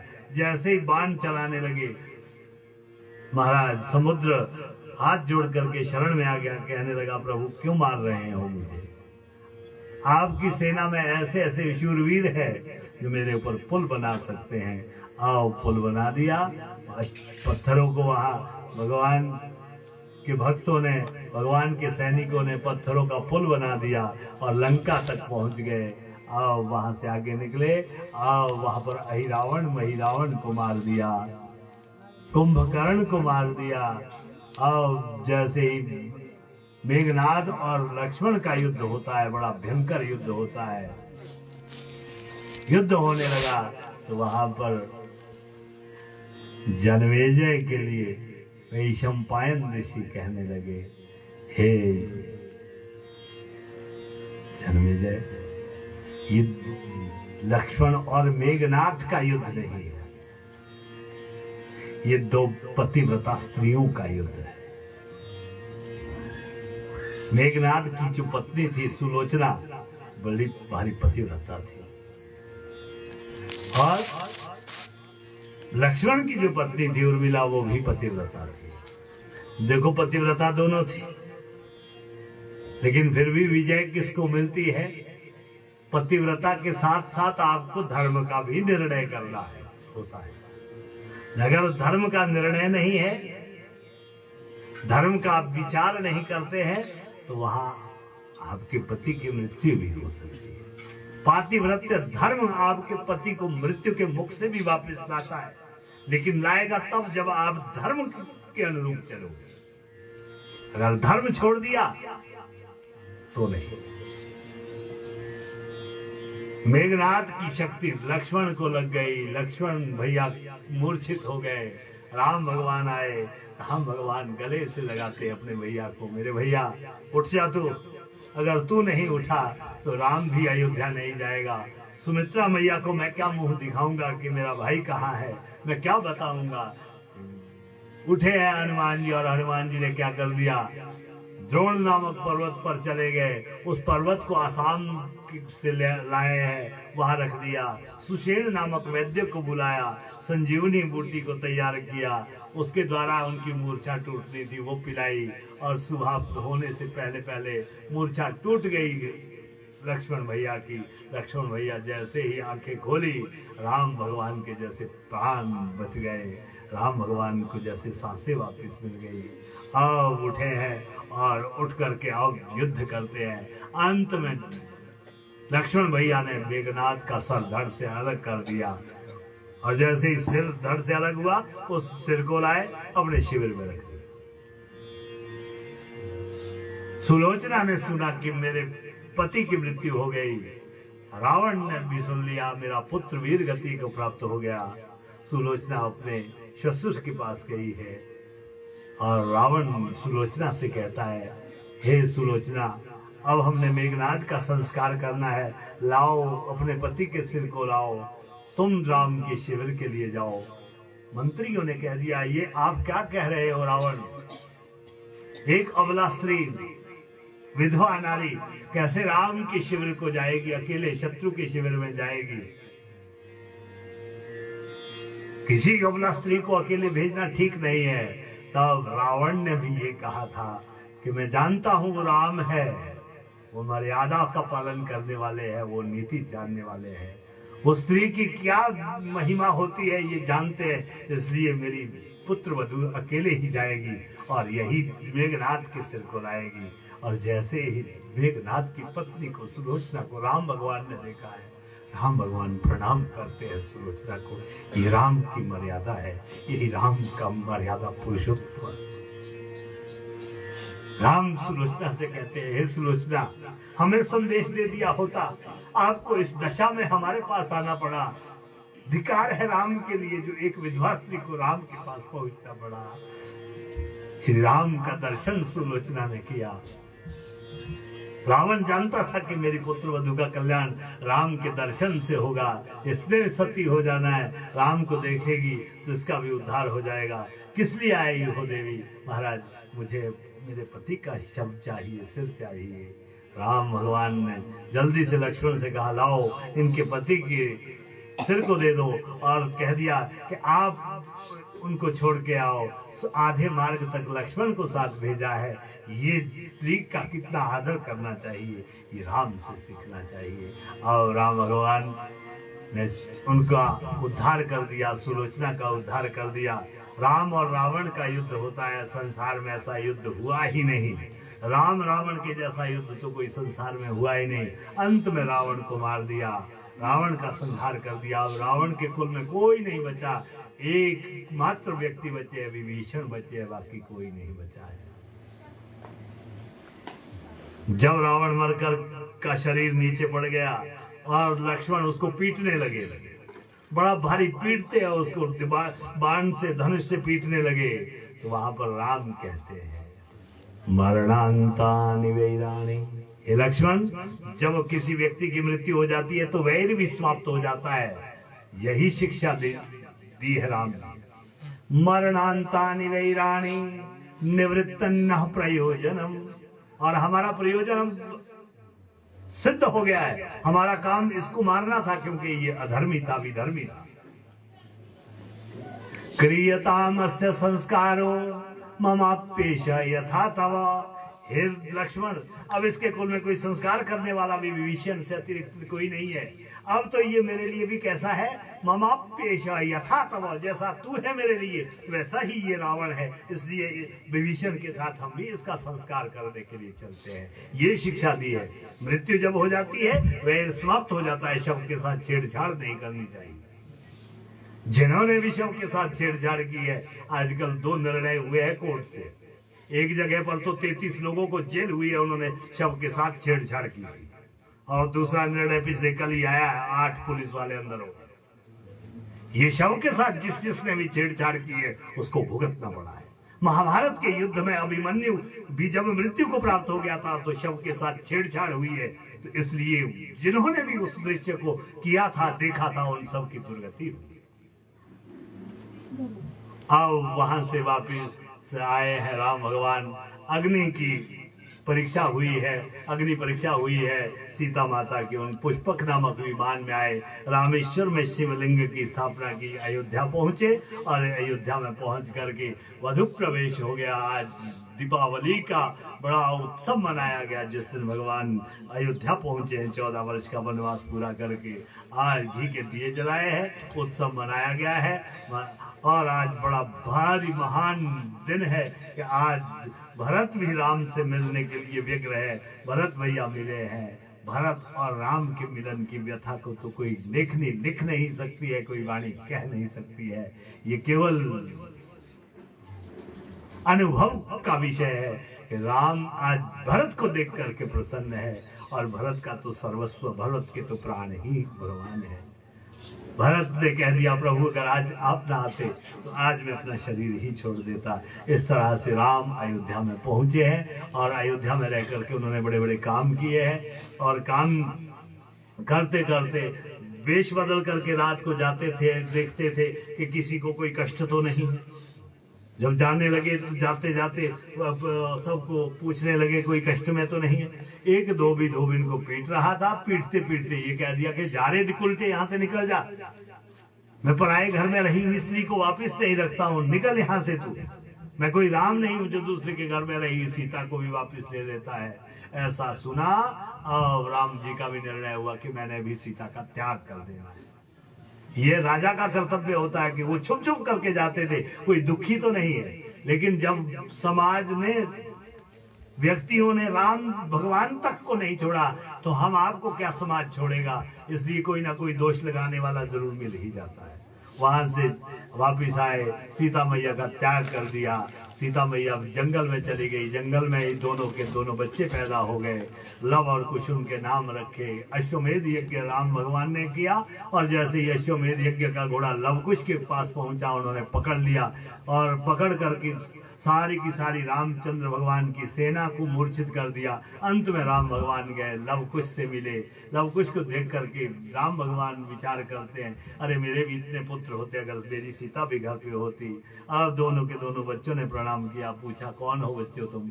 महाराज हम उस पिता का नाम नहीं लेना चाहते जिसने हमारी माँ को वनवास दे दिया है। क्या तुम्हारी माँ का नाम सीता है? हाँ, हमारी माता का नाम सीता है। वाल्मीकि ऋषि सीता को लेकर के आए, सीता माता ने भगवान को प्रणाम किया, कह दिया हे श्री राम, मैंने इनको माता की शिक्षा तो दी ही दी है, साथ में मैंने इनको पिता की भी शिक्षा दी है।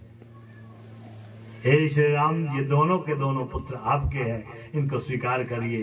हे वसुंधरे, अगर मैंने जीवन में श्री राम के अतिरिक्त किसी भी पर पुरुष को देखा होगा तो मुझे स्थान न देना।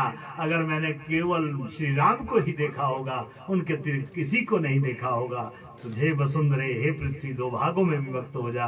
पृथ्वी माता दो भागों में विभक्त हो गई, वसुंधरा देवी प्रकट हो गई। आओ मेरी बेटी, मेरे पास आ जाओ, तेरे लिए संसार में जगह नहीं है। वसुंधरा मैया के पास सीता माता चली गई। राम कहने लगे नहीं सीते, तुम नहीं जाओगी, अगर तुम जाओगी तो मैं वसुंधरा को ही, मैं इस पृथ्वी को ही नष्ट करने का बाण चला दूंगा। वाल्मीकि ऋषि ने समझा दिया कि तुम्हारा और सीता का इतना ही समय है, श्री राम जाने दो, सीता को जाने दो। और सीता माता पृथ्वी के गर्भ में समाहित हो गई, पृथ्वी से पैदा हुई थी और पृथ्वी में ही चली गई। अब राम भगवान ने लवकुश को ले लिया, अश्वमेध यज्ञ पूरा कर दिया, सबको कुछ ना कुछ दान दे दिया। हनुमान जी एकमात्र ऐसे रखे हैं, हनुमान तुम्हें मैं कुछ नहीं दूंगा, तुम्हारा ऋण लेकर के जाऊंगा, तुम्हें कुछ नहीं दूंगा। सबको कुछ ना कुछ दे दिया और अंत में श्री राम भगवान ने भी अपना शरीर छोड़ दिया, सरयू के तट पर गए और अपना शरीर त्याग दिया भगवान श्री राम ने।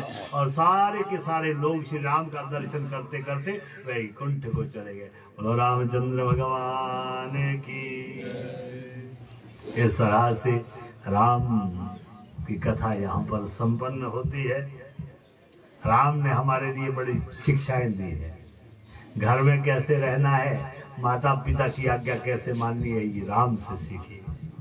पत्नी के प्रति कैसा व्यवहार करना है, ये राम से सीखिए। राम ने पत्नी को त्याग दिया था। आज बहुत सारे लोग ये बोलते हैं राम अच्छे नहीं थे, लेकिन राम ने मर्यादा सिखाई है दुनिया को। अगर राम सीता को वनवास में ना भेजते तो सीता का ऐश्वर्य इतना ना फैलता। नहीं तो कई लोग ये कहते हैं कि सीता तो कष्ट में नहीं रही है, सीता तो श्री राम भगवान के साथ ही रही है।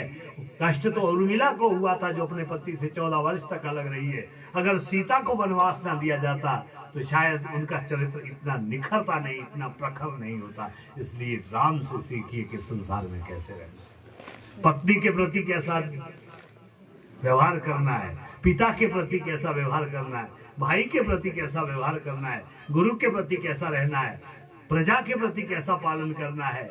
ये सारी की सारी बातें राम ने हमको सिखाई है। राम का एक अंश भी, एक वाक्य भी अगर अपने जीवन में उतार लिया जाए तो व्यक्ति का उद्धार हो जाता है। राम से सीखिए, राम के आचरण को अपने अंदर लाइए, राम आपका कल्याण कर देंगे। इन्हीं शब्दों के साथ आज अपनी वाणी को विराम देते हैं। आप सभी का कल्याण हो, राम की कृपा आपको प्राप्त हो, राम भगवान आपको सिद्धि बुद्धि तो दे ही दे, हर कार्य को करने की शक्ति तो दे ही दे, साथ में मर्यादाओं में रहना सिखाए। आज मर्यादाओं का पालन नहीं हो रहा है, इसलिए राम की कथा बड़ी प्रासंगिक है कि हमें मर्यादा में रहे और मर्यादा में रह करके जीवन जिए। अगर मर्यादा में रहेंगे तो भगवान भी दुर्लभ नहीं है, भगवान को पाना भी कठिन नहीं है। अगर मर्यादा को छोड़ दिया तो आप इंसान को अपने वश में नहीं कर पाएंगे, फिर भगवान को प्राप्त करने की तो दूर की बात है, वो तो दुस्साध्य है। इसलिए भगवान का भजन करने के लिए मर्यादाओं को आचरण में लाइए, मर्यादाओं का पालन करिए। आप सभी का कल्याण हो, सभी सुखी रहे, निरोग रहे, सभी को भगवान की भक्ति लगे, सभी के अंदर धर्म बढ़े, सभी के अंदर मर्यादा बने रहे। इन्हीं शब्दों के साथ अपनी वाणी को विराम देते हैं। सर्वे भवन्तु सुखिनः, सर्वे सन्तु निरामया, सर्वे भद्राणि पश्यन्तु, मा कश्चित् दुःख भाग् भवेत्। बोलो वृंदावन बिहारी लाल की जय। ऐसा लग रहा है यहाँ कोई नहीं है। बोले शंकर भगवान की जय। अब लग रहा है कि 2-4 लोग हैं। बोले जगदम्बा मैया की जय। सत्य सनातन धर्म की जय। हरिवंश पुराण की जय। बाबा बालकनाथ की, चिंतपूर्णी मैया की, बाला मैया की, भागवत भगवान की जय। ओम ज्वालाबालंदे भगवत ओम नाभ्या आसीदंतर